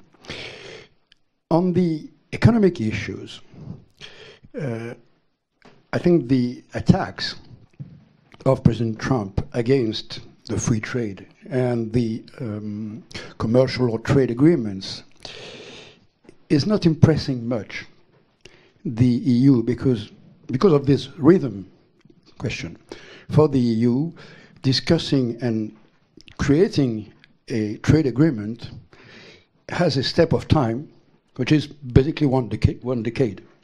In 2-3 years, you don't achieve anything. So, of course, President Trump can be re-elected, and his print on power and policies can be deeper than it is now. But I think the risk of a real deterioration of the trade relations and the exchange relations between the US and the EU is not very deep. And as Anna was saying, actually the difficult factors, the deteriorating factors existed already before. I mean, the problem of American rules being exported and realizing sanctions, very high sanctions on European companies, for instance, it's going on, but it started years and years ago. So certainly, the European Union, even with political disputes like the ones with Polish friends, can have some obstacles in its way forward, but it's certainly solid enough and stable enough to remain at the same level of economic might and economic influence towards the rest of the world. In defense and strategy, I wouldn't be so certain, because on this field, anyway, European Union is a weak partner and is reaching common decisions very slowly and very rarely, by the way. Yes, to follow what has been said by my two panelists before me. First, on intelligence, multilateralism doesn't exist. It will never. The idea of European FBI and other very strange cultural and mediatic ideas that sometimes one spy will discuss with more than one other spy to share one information is a pure hallucination. But maybe cannabis has been legalized in other parts of Europe that I don't know. A very good one. So it will never happen. We can have task force that exists. Alliance based against Al Qaeda was a very successful cooperation between 5 states, not 27, not 25, not 32, not who knows.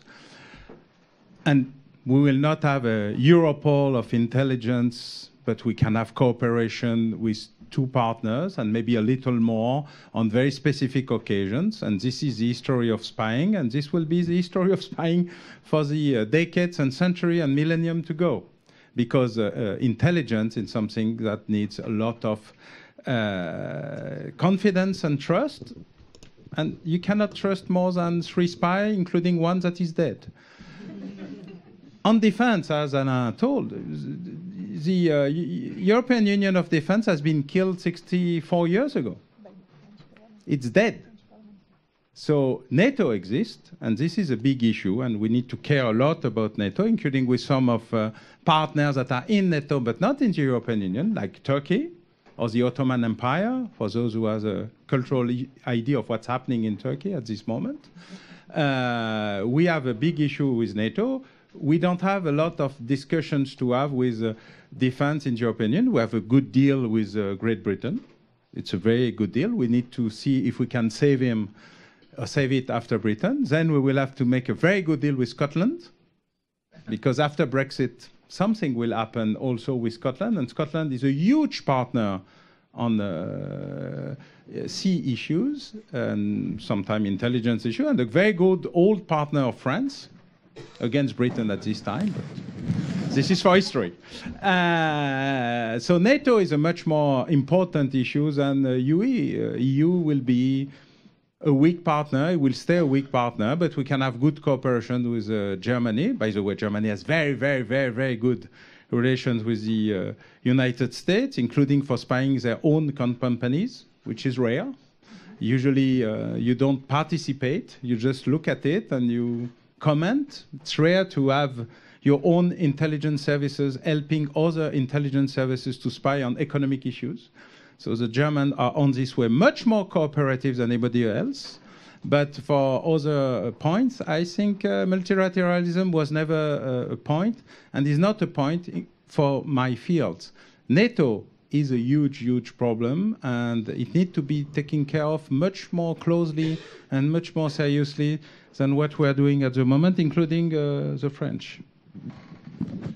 Sylvie, just a point that in a way links climate change and the broader strategic issues. Climate change, one of the very clear things about climate change is it's not enough to get to the right place. you've also got to get there in time. And we're not used to dealing with time-bound issues. And I was very struck by both the Elaine's message, in a sense, there on that side of the panel, about how we need to speed up our responses, not just get the right responses. We've got to do it faster. It's an accelerating world. That's the consequence of there being 8 billion people in it who've got a lot more technology than they used to have and are capable of doing a lot more diverse things. So we don't have the luxury to think for too long before we act. Yeah. Some people think that the Trump era, the situation can be an opportunity for Europe and the EU. As we are European, we know that it is much more complicated, and the EU has always to face a lot of difficulties and has a lot of weaknesses. I would like to ask that question. Do you think that it may create opportunities for Europe, and which ones, if it's the case?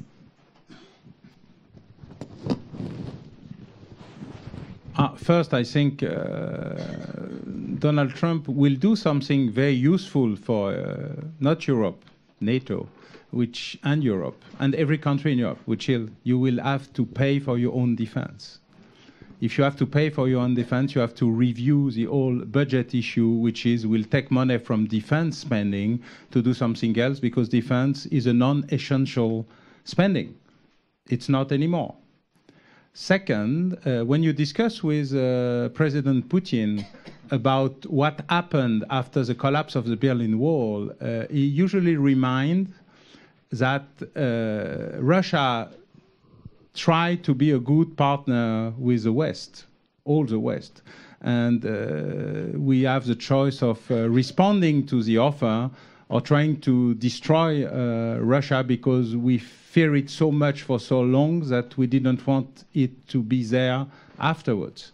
And so we choose by weakness or by will, I don't discuss this issue, to participate in the pillage of Russia, and they had a long time to recover, and now they said you are not a good partner, but they are a partner. They are a partner on oil and gas issue, and this is a strategic problem for most of Europe, not totally us, but a part of us. We have a lot of investment projects that are not only economic but strategic. They are diplomatics.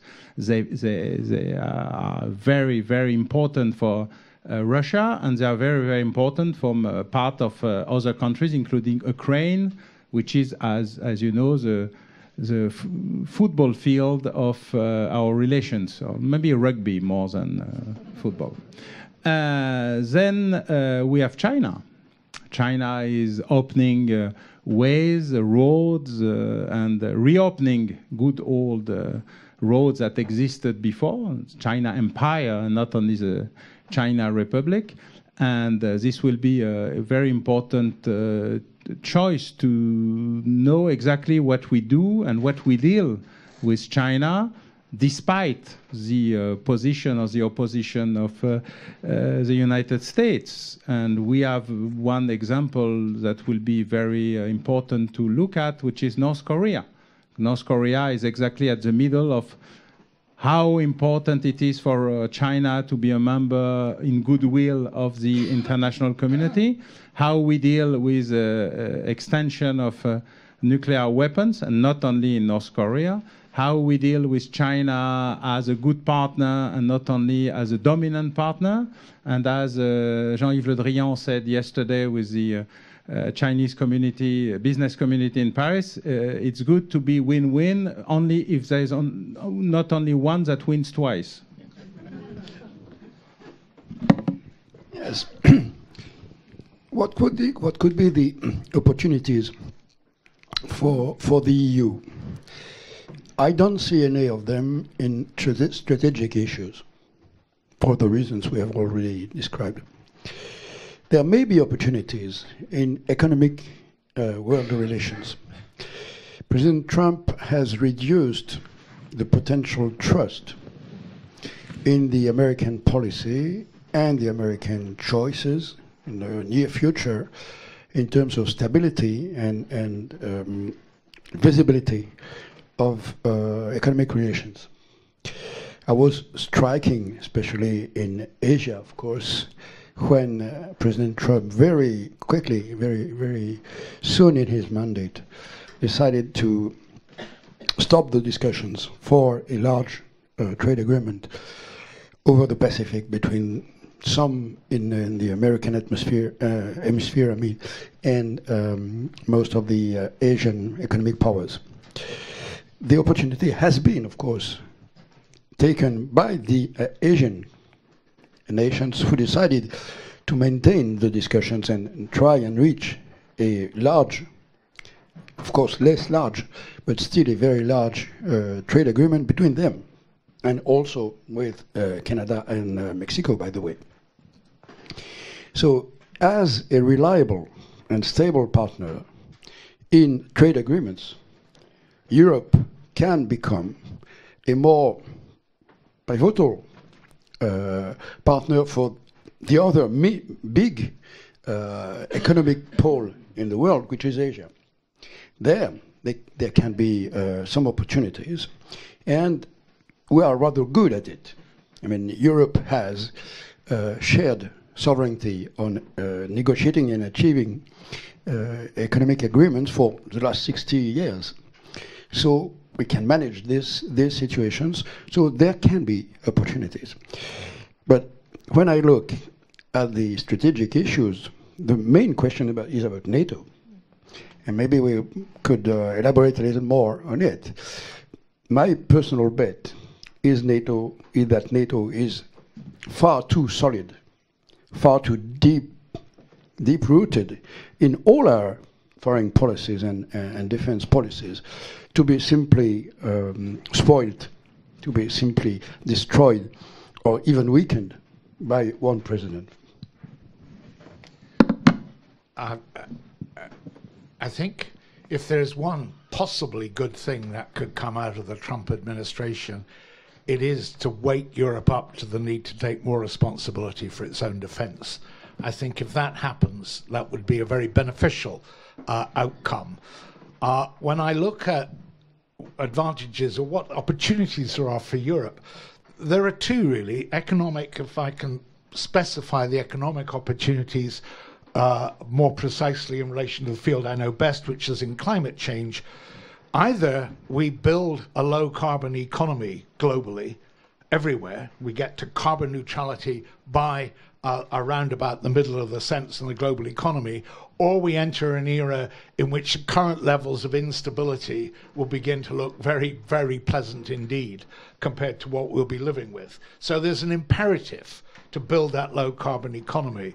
What Trump is doing is, in effect, taking America out of the race to be a partner in building that economy, and the opportunity for Europe is to make a much stronger alliance with China in developing that opportunity-driven prospect for tackling climate change, building the linkages around that.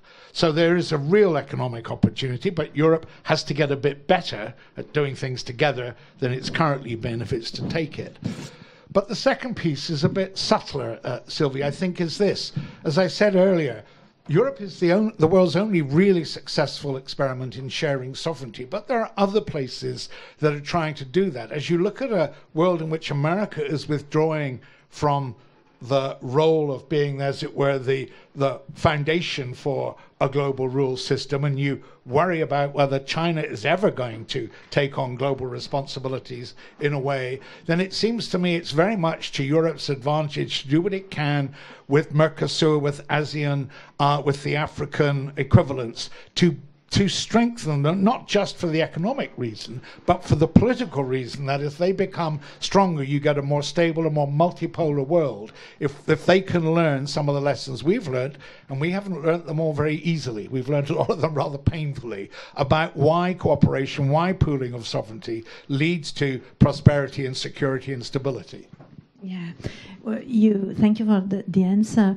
You use the verb can and not will. I know that because you are not a medium, but I may ask you, Tri, what do you think may be the risks and the weaknesses Europe may have to confront to achieve something in that period of opportunities for her.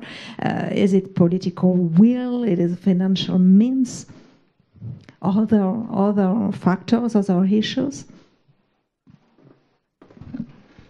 I'm the politician here. So I can tell you, the main risk is democracy. It's very difficult to share sovereignty, to realize common decisions, very demanding and sometimes very risky in their results. When you are under the permanent and very vigilant scrutiny of your media, your social networks, and your citizens, who are very frequently opposed to what you envisage, what you prepare.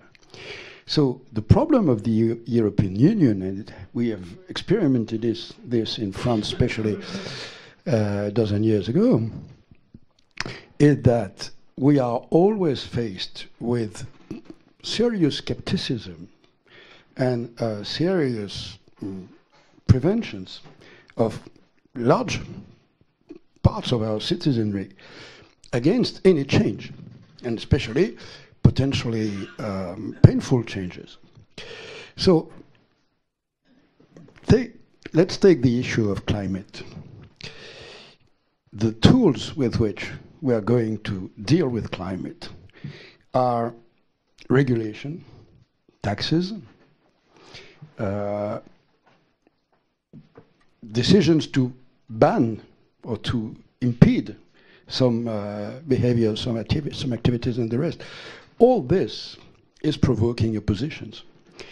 And when you have 27 democracies with their own political rhythm, all their own coalitions, their own dates for elections, it's always tricky to get a common decision to which people stick and that you can actually achieve and realize. So this is going to remain our problem. And of course, we have a deep challenge of leadership, be able to convince and to take people with us when we take decisions like, making any fossil fuel either much more expensive and then formally banned is shaking the lives of tens of millions of people in our continent. So it's not going to be an easy walk. So we'll have this weakness.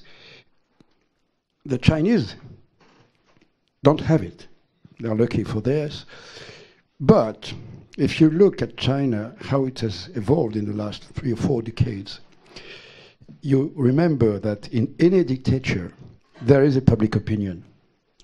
And the particularity of this dictatorship is to be much subtler, much more skilled to get in touch with their public opinion and to make compromises with it. So we can understand each other, but they have less of handicap than we have. I agree with quite a lot of what Alain's just said about the difficulty of democracy. As Winston Churchill pointed out, it's the worst form of government, bar all the others. And I think that remains enduringly true. There are 2 things. You have to separate something that's wrong with the people from something that's wrong with the political class. Nobody of the general population in Britain in the last 10 years has had a sustained wage rise. Yet a few weeks ago, when there was an event to raise money, a telethon to raise money for sport aid, to aid people through sports participation, they coughed up £56 million in a night. And just before Christmas, when they were asked to join the Children in Need effort, those same people who'd not had a wage rise in over a decade coughed up £30-odd million. So if you lose faith in the people, you definitely have lost in a democracy. And that points to me to a major failure of the political class. And what lots of us have taken, in the rest of the world, have taken inspiration from France for, is the way Macron broke through that. Now, it's early days.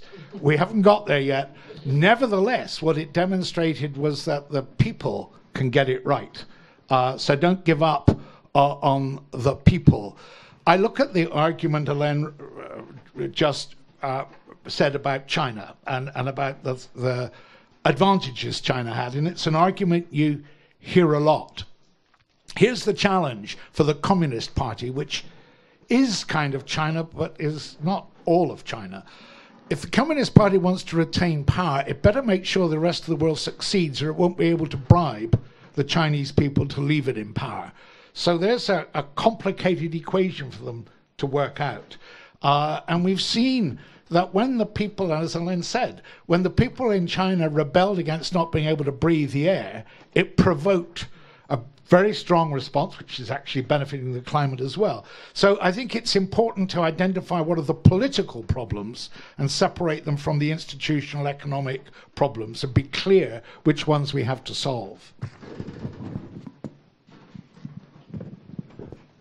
As usual, to follow what has been said, I think we first need to create our own cultural gap and stop with our usual Western arrogance on trying to make the other people being what we want them to be and not what they are. That will create us some rest. We had a long imperial and colonial history. I don't think what stays with it is a great example for the future. It has its own good, and it has a long of real bad. And what we are rediscovering today begins in Europe when Yugoslavia exploded, which means when somebody opened the congelator and everything melt. Everything melt because we are rediscovering something we totally forgot: faith, nation, and borders. I'm sorry to tell you that those three things still exist, and they are important for what we call the people. And whatever they do, democratically inside or outside, inside a market communism or inside capitalism, which is the other way of market communism with elections, you have a place for democracy in China, which is inside the Communist Party. You have struggles. You have lines, you have wars, you have people getting from what we call hard lines, middle lines, open, liberals, and sometimes we are very surprised on who are the real liberals and who are they not, because they are not really what we choose them to be, but what they are because they have their own issues. So my point is, we don't have to think about what Europe can or what Europe will. Europe can not a lot and will not a lot. But a lot of countries inside Europe can be leaders of a move. I think it will be a bilateral move as usual, but this move will create a coalition of will because, yes, we want to buy China product and we want China to buy some of our products. But it cannot be only a market issue. Michel Rocard, who was my boss and a good friend of Alain Richard, wrote a book 50 years ago which was called The Common Market Against Europe, Le Marché Commun contre l'Europe. This book was premonitory. It said you cannot build Europe only on free trade. If you don't have a will, if you don't have a common democracy, if you don't have people getting in it, just free trade will be nothing. And this is something Brexiter doesn't get in, because they are trying to stay on free trade, but nothing else, which exactly will be their failure, because it's exactly what failed every time else. And we're on the beginning of another economic crisis, financial crisis. And the last one, 2008, was just for kids. We constructed more weapons to destroy our own economy this time than last time. Not only with fake money that we are creating every day in billions, not only with crypto monies, which is the next operation. I mean, the biggest crook of the world was the guy who created Bitcoin. It's a concept. Not the blockchain. Blockchain is a good way of doing accounting. But the currencies that suddenly get 10 times its values and be reduced by 50% in a few days before crashing or recreating, we are all looking at the next destruction on what is free trade. Free trade cannot work without regulation. And what are the states doing? Destroying regulation for better free trade, which is destroying free trade. So the main issue with Europe is a common values that may help some leading countries to suddenly choose to do more Europe than less Europe. And as you said, Macron is a surprise, not because he's the one that is elected in the middle of nowhere like Giscard d'Estaing. He's the one that went being a very good Euro progressist, being Euro willing, explaining why Europe is good, explaining why it will change the economy, explaining why getting some money is not bad, explaining that it will modify work relations and regulations to make people better able to make more money, which was exactly what was explained 3 months ago as the end of all these old ideas, because it will be National Front, extreme left, or who knows what. Nothing happens the way we want it to be. And by the way, we need not to underestimate Donald Trump. As far as I know, he has been elected. Thank you very much. As I would like to be optimistic concerning Britain, don't forget the concept of creative destruction. I am an economist, I'm sorry. Okay, I think it's time to open the debate. I will take a round of questions, and I think our panelists will answer to that questions.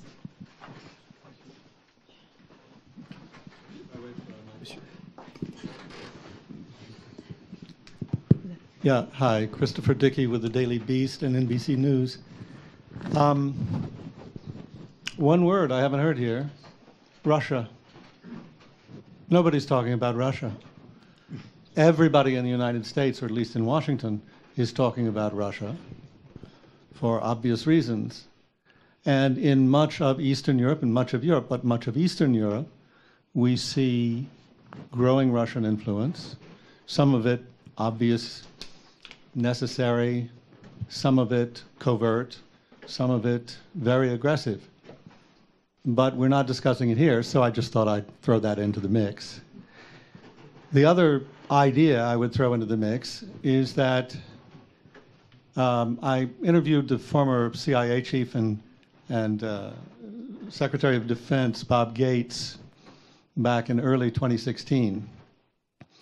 To discuss with him the whole question of madman theory, because there was a feeling in certain parts of the defense and intelligence establishment in the United States that Obama was hyper-rational in a world that was not rational, and that you needed more theater, you needed more aggressiveness, you needed more of a show. Now, the question that I have is whether people think that this is what Trump is delivering, or is he really nuts? Or are there people around him who know he's nuts, but think they can use that? That's just one of the questions we keep asking ourselves. Thanks. Okay. Bonsoir. Hello. My name is Brian. I'm from Sorbonne. I'm working on the U.S. foreign policy in the Middle East. Knowing Trump's position towards the Middle East and questioning the Iran deal, my question is, at what extent would the growing tensions within the Middle East, particularly between Iran and Saudi Arabia, at what extent would that affect the partnership, the transatlantic partnership and relationships? Thank you. Who want to answer first? Hi, Chris. So first we discuss Putin. Discussing Putin is discussing Russia. We cannot avoid the big relation between the Tsar and the country. first, as you know, we have a look on, when you look on a map, it's always interesting to look on the guy that has the other part of the map. If you look on our map, we look at Russia. If you look at Putin's map, we look at the Russian Empire. The borders are not the same. It's not only about Kaliningrad and this little small thing in the middle. It's about where is the Orthodox Empire. And when you look at how we left Europe and how Europe is today, and the borders we decided with Winston, there's some issues in some countries that we created with pieces, and sometimes we have surprises. For example, a long time ago, I was sent by Michel Rocard just after the collapse of the wall in Bulgaria. So I arrived with 20 diplomats, and we are ready for everything. Every possible contract, from planes to water to whatever they want, we were ready. And there is a press conference like here, and there are 60 journalists. And I got the first question, which is, what is your position on the Trianon Treaty? Nobody was really prepared for Trianon Treaty. I tried to remember my third grade or sixth grade. I tried to remember my lectures in history, and being totally unable to do anything interesting and diplomatic, I tried my best move, which was whatever has the bad consequences of the Trianon Treaty for the Bulgarian people, I condemn them. And the next day I was a hero. People were kissing me in the streets. I had the front page of the national newspaper because I suddenly understood that Trianon Treaty was the most important thing for Bulgarian people in 1990. Which is almost 100 years after, 80 years. So you need to understand that we are looking to those things with a bad cultural background. If you don't have a real culture, historical, ethnological, sociological, we need some work on it. So Russia has its own interests, and its own interests are historical. It's not a move by Putin at this moment. It may have been the same move by anybody else, including the good moves they made in 1990 and the bad response they got, which is something they explain to you very usually and very freely. They tell you, we tried, you tried to kill us, we remember, now we don't trust you. Because you were weak or you were willing. On those 2 points, we cannot discuss with you. So, that's the first point. About the madman, when was the world rational? Do you have a part of the history that we can rationalize the history of the world? I mean, with no killing, in between the Westphalia Treaty, maybe? When we decide not to kill everybody, but just 1/10 of people we can kill? No, the world was never rational. Is Donald Trump sane or insane? Who knows? That's not the question. We have a long list of presidents, kings, queens, emperor, that we may have some discussions. The question is not there. In history, the question is only who wins and who loses. I don't know who won the last US election. Really, I don't know. I know for sure who lost it. Maybe one issue about crisis management. I'm not sure we are faced with real loss of trust or real loss of cooperation in crisis management with the new administration. We have been in solidarity, we've been in with a common effort, for instance, in a crisis management effort in Mali. And so far as I see, nothing has changed since January 17. So, of course, crisis management in Syria is a mess. But it was a mess even before Trump was elected.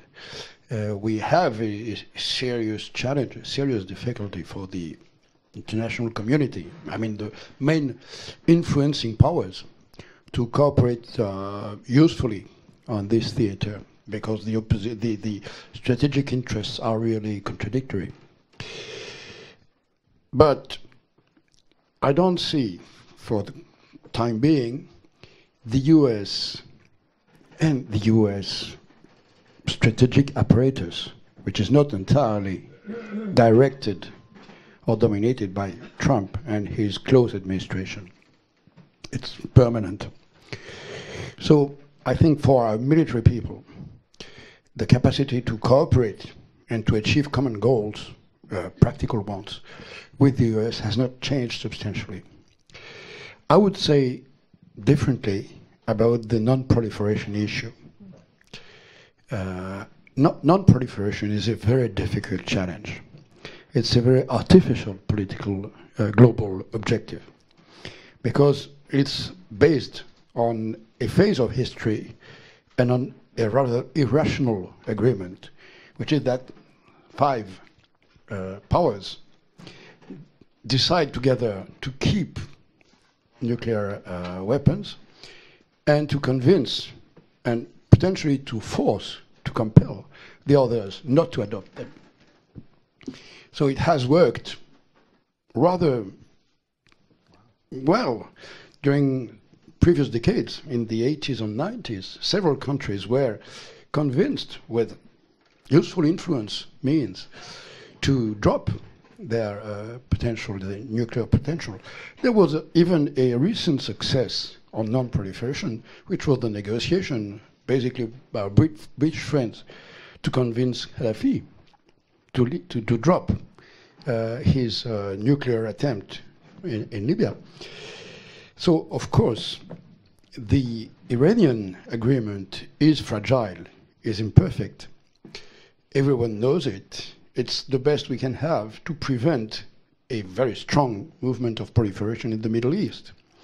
So it's very, very dangerous from Trump to question this agreement and to not even looking to propose something else. We could, of course, go on discussing with the Iranian authorities and helping them, by the way, to move their country towards better relations with the world. We could convince them to go further in this agreement and to include the ballistic element in a further agreement. But of course, to act destructively, as Trump is trying to, with a very divided Congress. So the issue is really uncertain, extremely touchy. That certainly is a step backwards. But on usual defense and military cooperation, I think we can go on working together as we did. Like Alain, I have no idea what's going on in Trump's mind, and I don't think it matters very much. It's not orderly, whatever it is. But Alain pointed out something very important when he was talking about the Chinese, the state of the Chinese leadership. It's always a mistake to think of leaders as monoliths, no matter how much they want to pretend that they are monoliths. And just as Alain was pointing out that there are currents going on in the leadership in China, in the Nixon era, there were currents going on, people who worked extremely hard to make sure that he didn't, his closest aides were, that he didn't do something stupid when he'd had too much to drink and got mad at somebody. The idea that that's not going on in Russia seems to me unlikely. However much it may not be very public and it would be high risk for people to know, but it seems to me... In Russia or in the White House? No, I mean in Russia. Oh, sorry. I mean, well, it's going on currently in the White House with Mattis and Kelly and McMaster. I mean, so why would that not be going on? Why would you not assume that that's going on in Russia? And I don't want to test the strength of that supposition empirically, especially I don't think they want to test the strength of that supposition. But my guess is that there are currents there, that there are people in the... And so we make a mistake in making judgments that are based simply on looking at a simple picture rather than a much more likely to be complicated picture, because that misleads us on our scope to intervene and our opportunities to intervene.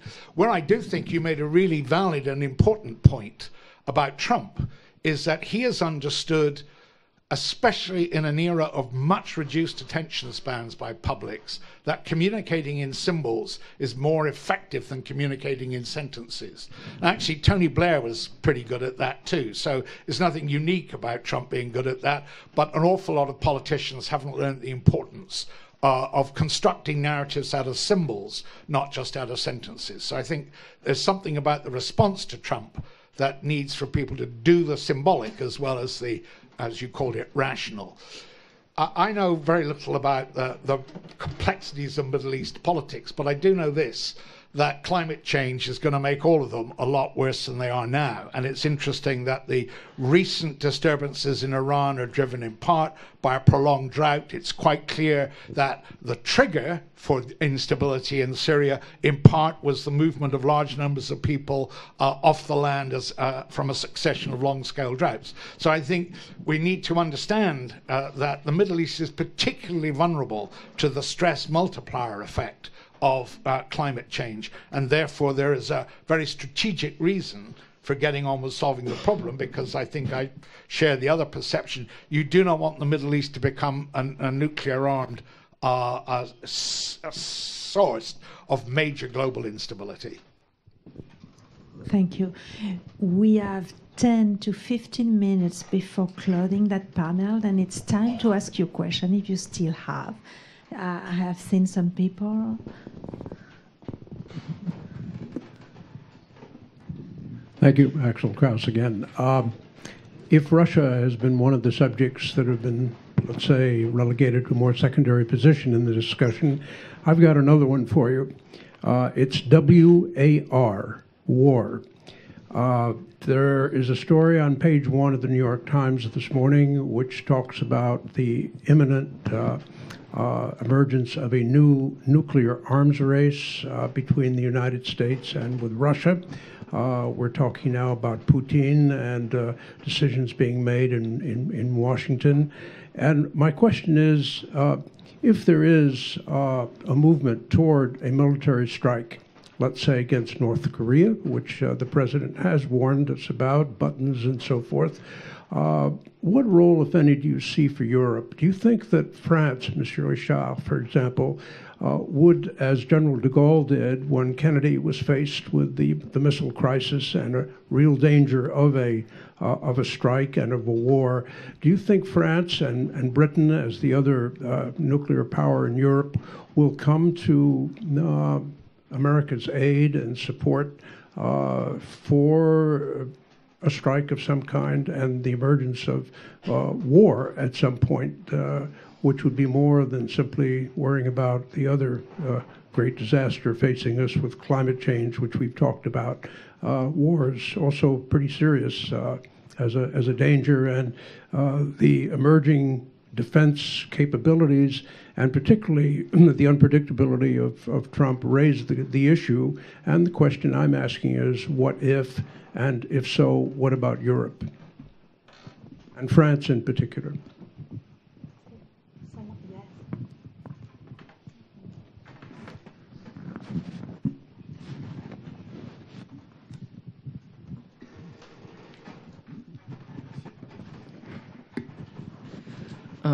Thank you very much for your panel. My question mainly concerns the coming, what many scientists call the fourth industrial revolution,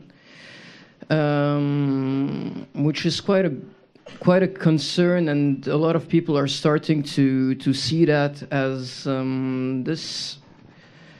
this fourth industrial revolution threatens a lot of jobs, including, for maybe the first time in history, very qualified labor, such as law clerks, for example, and the creation of monopolies,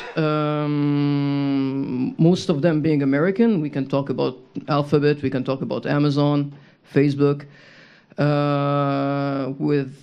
who are seeing an increase of popularity while at the same time receiving harder and harder fines, especially from European nations. We saw that Google was slapped with a $2.7 billion fine, which is huge. But the combined market value of these companies can sometimes dwarf the GDP of some very influential nations. So what are your thoughts about this robotization and this maybe future industrial revolution, and how we can handle it? Thank you.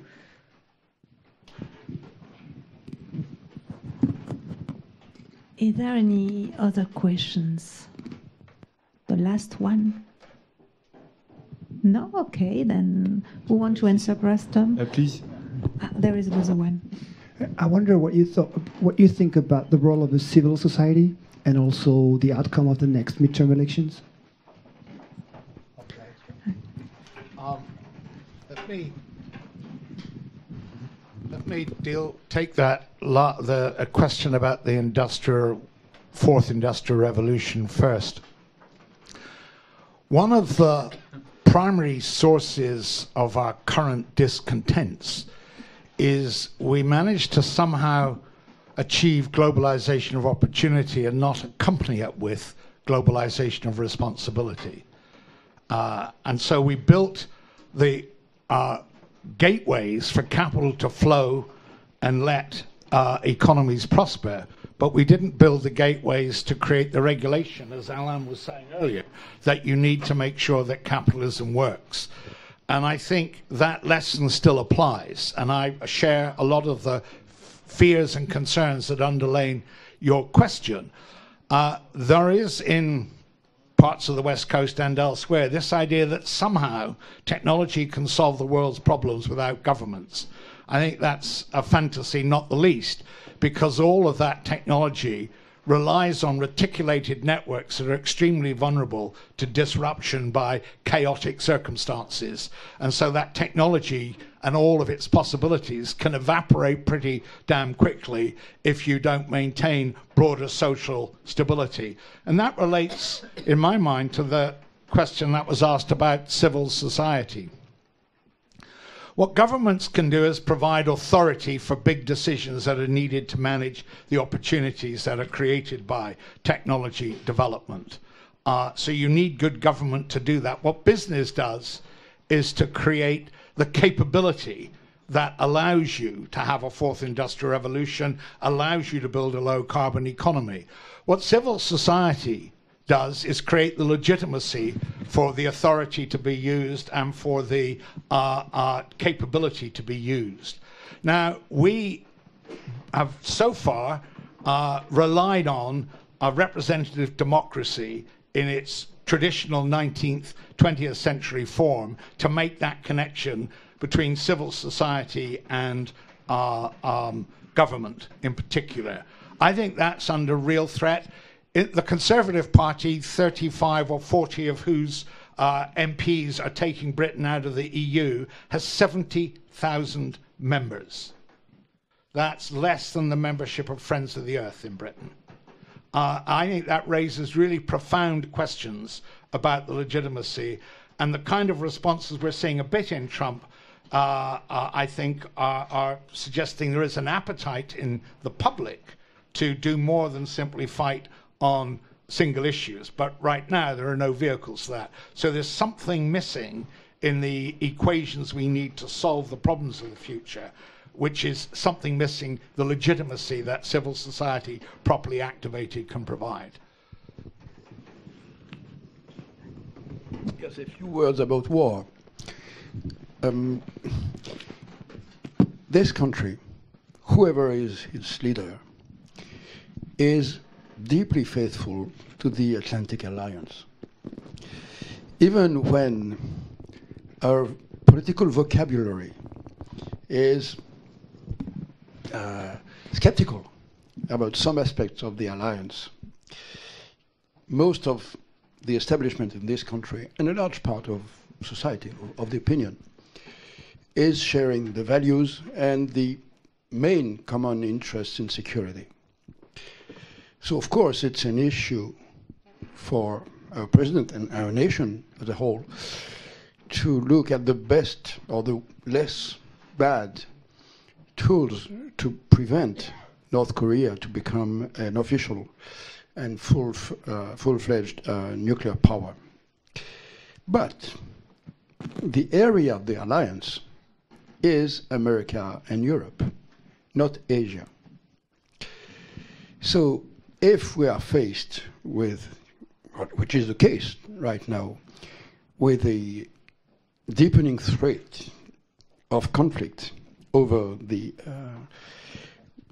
North Korean nuclear armament, we will discuss and we will look together at the best tools to prevent it. I don't think our country will favor any military solution, as most Europeans I can think of.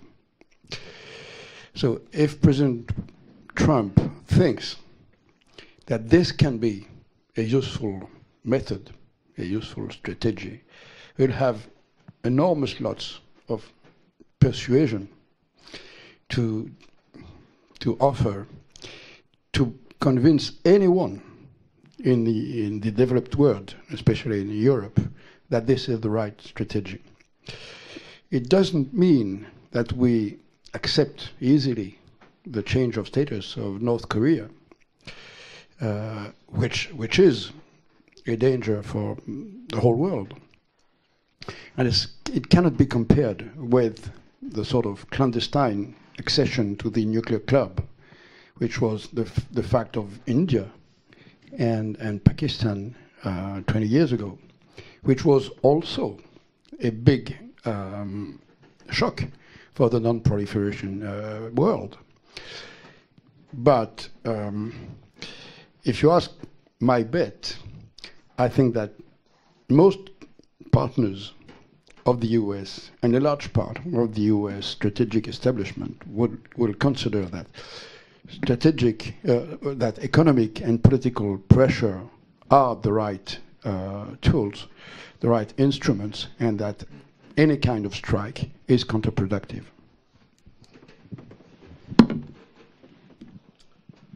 I think it will be interesting to connect the three questions in one answer. First, war is directly connected to the evolution of big data, miniaturization, digitalization. It's new tools of war. Cyber war is just there. It's not in the future. It's begun in the past, in the Eastern Baltic state first, and now it's a part of the game. It's not exactly the game we were thinking. It's not destroying. It's manipulating. It's influence war. And it shows how weak and how the biggest actors of the system, because of the secrecy of the algorithm. And by the way, it's the first time you freely give information to companies that make you pay for it. It's very rare. I mean, the model is a pure genius, but it makes you think about what you give to what data you give and what you pay for giving them back, and why you are not paid yourself for your contribution to the main system. And nothing is free, especially when you use the internet. So the problem now is the war has changed. The field of war changed, the battlefield have changed. We have a new ways of doing war, which doesn't need weapons of mass destruction. We have weapons of influence destruction, which is something more efficient, as I can see the results. First. The second is we need to, of course, think on cyber defense. And cyber defense have no border. You need to think it globally. For the first time, you don't have a border issue when you do war. You don't have a battlefield that is clear and simple. So you need to think it. Maybe this will be the way of creating something. Maybe it will be cyber NATO. Maybe it will be cyber Europe. Maybe it will be something else, but this will be very interesting. And the society, civil society, will have a very important role. And as you see, how GAFA is modifying its rule, changing the news feed, modifying the control of your own data, the way you can check or not check about your secret moving in the internet, the new tools that are offered to you show that they have their own insiders moves, like the Communist Party of China or the our house Russia inside the system. The deep state exists also in GAFA, and that will be interesting. Now the big problem is somewhere else. Is whatever is changing, and I think you are right on, for the first time, you will have no winners in the destroying of jobs. Usually you have Small jobs have been destroyed. You say to the people, workers that lose their jobs, you need to go train and get a better degree, and when you come back, you will have a better job, better paid, which was how it works. I think for the first time ever, the new revolution will have no winners. But there will be one issue. At the end of the day, you need to have somebody to buy your products and your data. If there is nobody, then the system collapses by itself. Of course, it will make billions and billions of bubble money, but it will collapse. And one day or another, there will be a regulation of the system to save itself. Because when you are on the way to be killed, then you have a momentum of sudden consciousness, and you decide that maybe you need to survive one way or another. But you have one solution at the end. It's when the machine decides that it will be more efficient than the human. And then you have the opportunity of having, let's say, Terminator being elected. Thank you.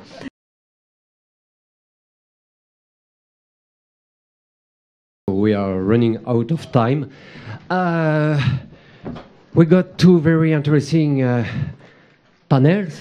So now it's time before the reception for a very brief conclusion with heads of the two institutions, Pascal Boniface for IRIS and Gideon Rose for Foreign Affairs. But before to ask you to conclude the event, I have two questions in one. What is your personal feeling about the future of Iran deal and about the situation between Israel and Palestine? Gideon? Sorry, with regard to the Iran deal, that's a fascinating question because Trump obviously doesn't want it. There is a loud, vocal group in his party and that has been mobilized against it. But the entire foreign policy establishment, or that's not true, most of the foreign policy establishment supports it, and most of the other actors outside the United States supports it. So you have this rhetorical game in which every time he promises to do something and then people tell him not to do it, and you never know what's going to happen. I mean, I would say the Iran deal would persist, but then I never in a million years believed that they would move the embassy to Jerusalem, because that's exactly the same thing. Something everybody always promises because there are domestic constituencies that want it. Something that every sane foreign policy person knows is idiotic because it prejudges the outcome of the final status talks and makes the situation even worse. And so something you always promise and then abandon. The thing with Trump is he made every promise in the book and has abandoned many of them, but some he's kept to. So what we're all basically watching is to see which ones he keeps and which ones he doesn't. And it's not a question of him, because he sort of would love to keep all of them and doesn't even understand the issues involved, really, but is impulsively compelled to keep his promises in one sense and to play to hit the constituencies that he cares about. So the question comes down to, will he, the cage and the beast inside, and that's the institutional question. We saw, after the financial crisis, we've had stress tests of financial institutions and banks and so forth. And what we are seeing now is a stress test of American constitutional democracy on the one hand, and a stress test of international institutions in terms of the international liberal order, which basically, listening to that last panel, it was both encouraging and depressing. Encouraging to be reminded that there are still places where adults discuss serious issues in rational, calm ways with constructive solutions and high level of knowledge and reason. And humiliation that the United States and its problems was the sort of source of much of the discussion, and then okay, what are we going to do with the problem child? For us to be the problem, I'm a proud member of the American foreign policy establishment and have to sort of accept that we are now the problem child, that everybody else is basically wondering, shit, how are we going to deal with this? That's humiliating, and there's nothing for it. It's deeply humiliating and depressing. But on the other hand, as everybody said, there's a lot of, what was the line? There's a lot of ruin in an empire, right? And there's a lot of institutional structure keeping things in place. And I agree entirely with Alain Richard about the military structure and keeping things in check. But again, I would just go back to the embassy move to Jerusalem. I confidently assured my staff that would never happen. As somebody who has worked on those issues inside the White House back in the Clinton years, this was one of the things you just knew you never did this. It was a promise you made but didn't do for all sorts of good reasons. The problem is you have somebody who does those things now and doesn't recognize all the reasons that everybody says not to do it, except by brute force on the other side. So we just don't know. There's going to be a lot more of this stuff, a lot more water.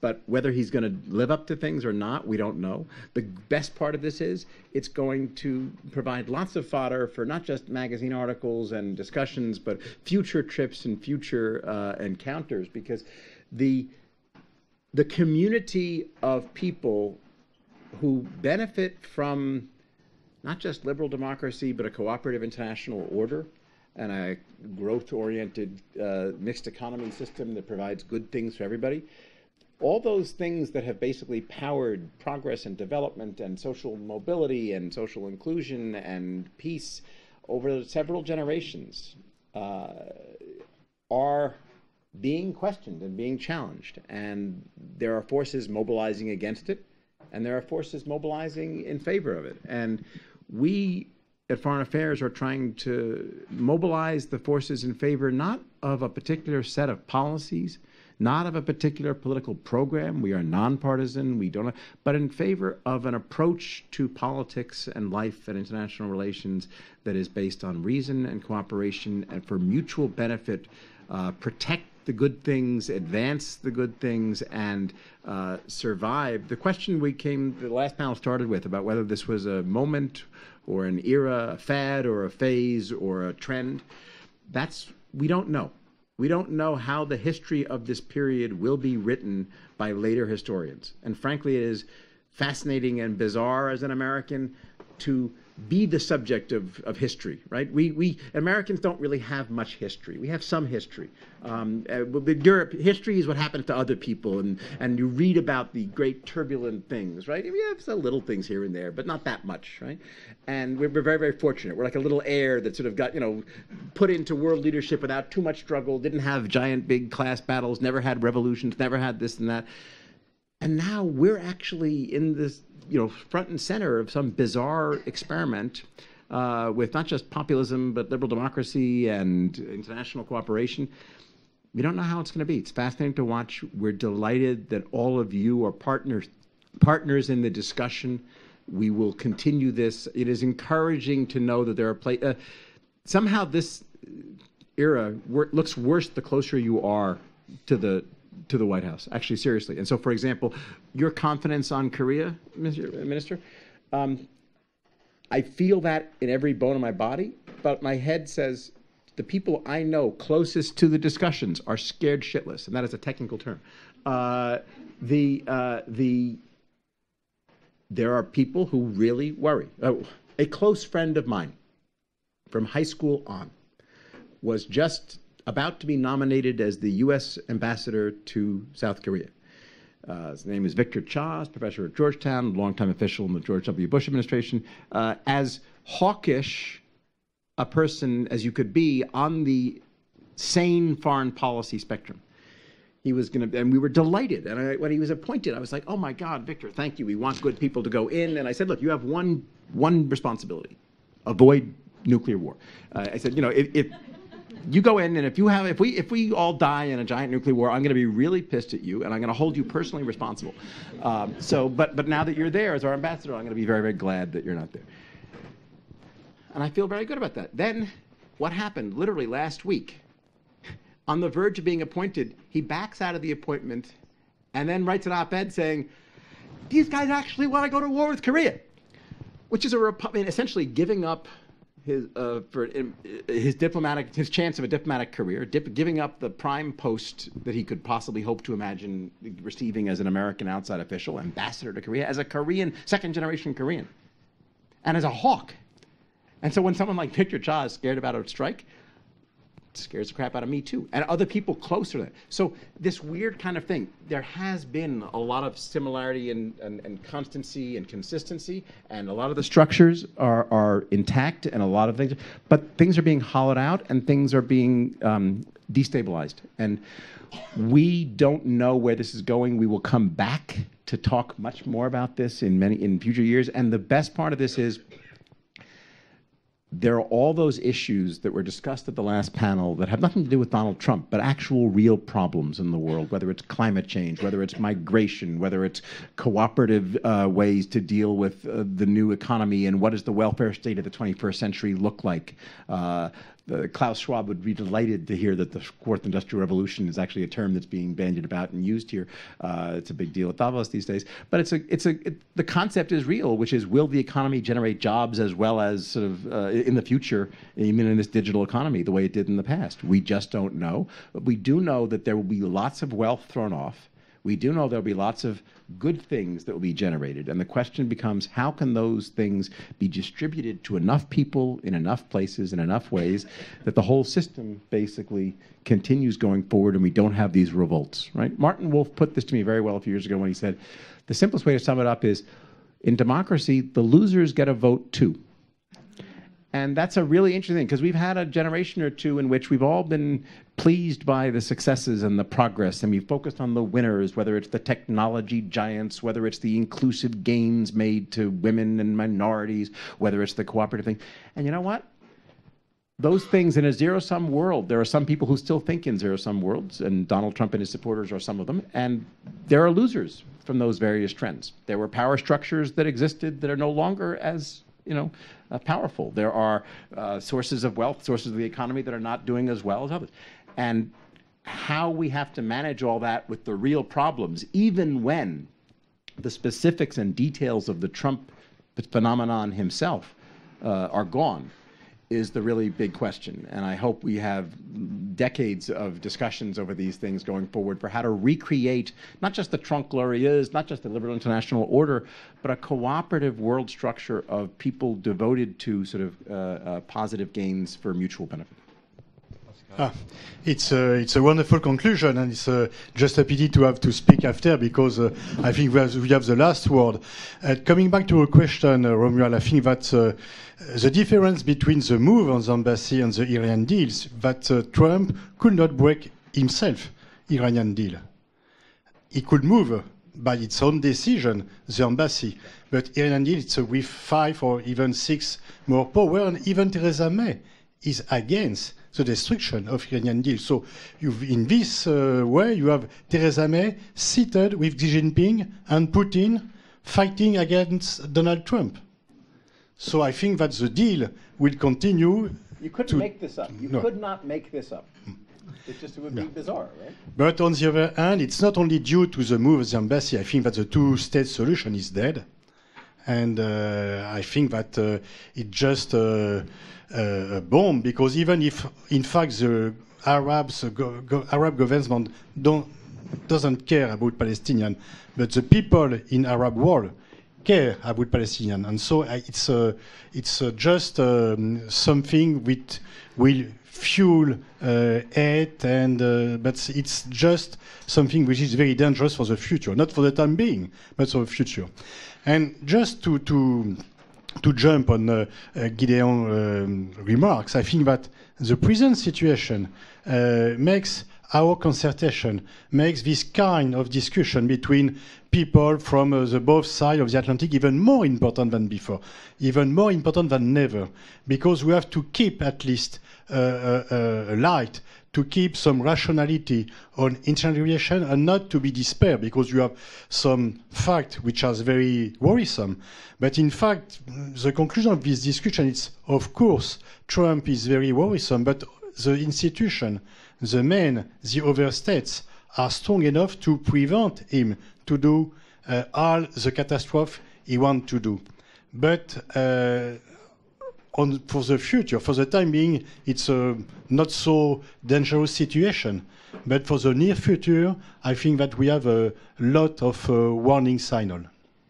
When the American Expeditionary Force landed on these shores a century ago, Blackjack Pershing, General Pershing, and his senior leadership went to a cemetery and paid their respects to the grave of a famous Frenchman who had helped America out in his need, in our time of need. And the General Pershing and his staff went to Lafayette's grave.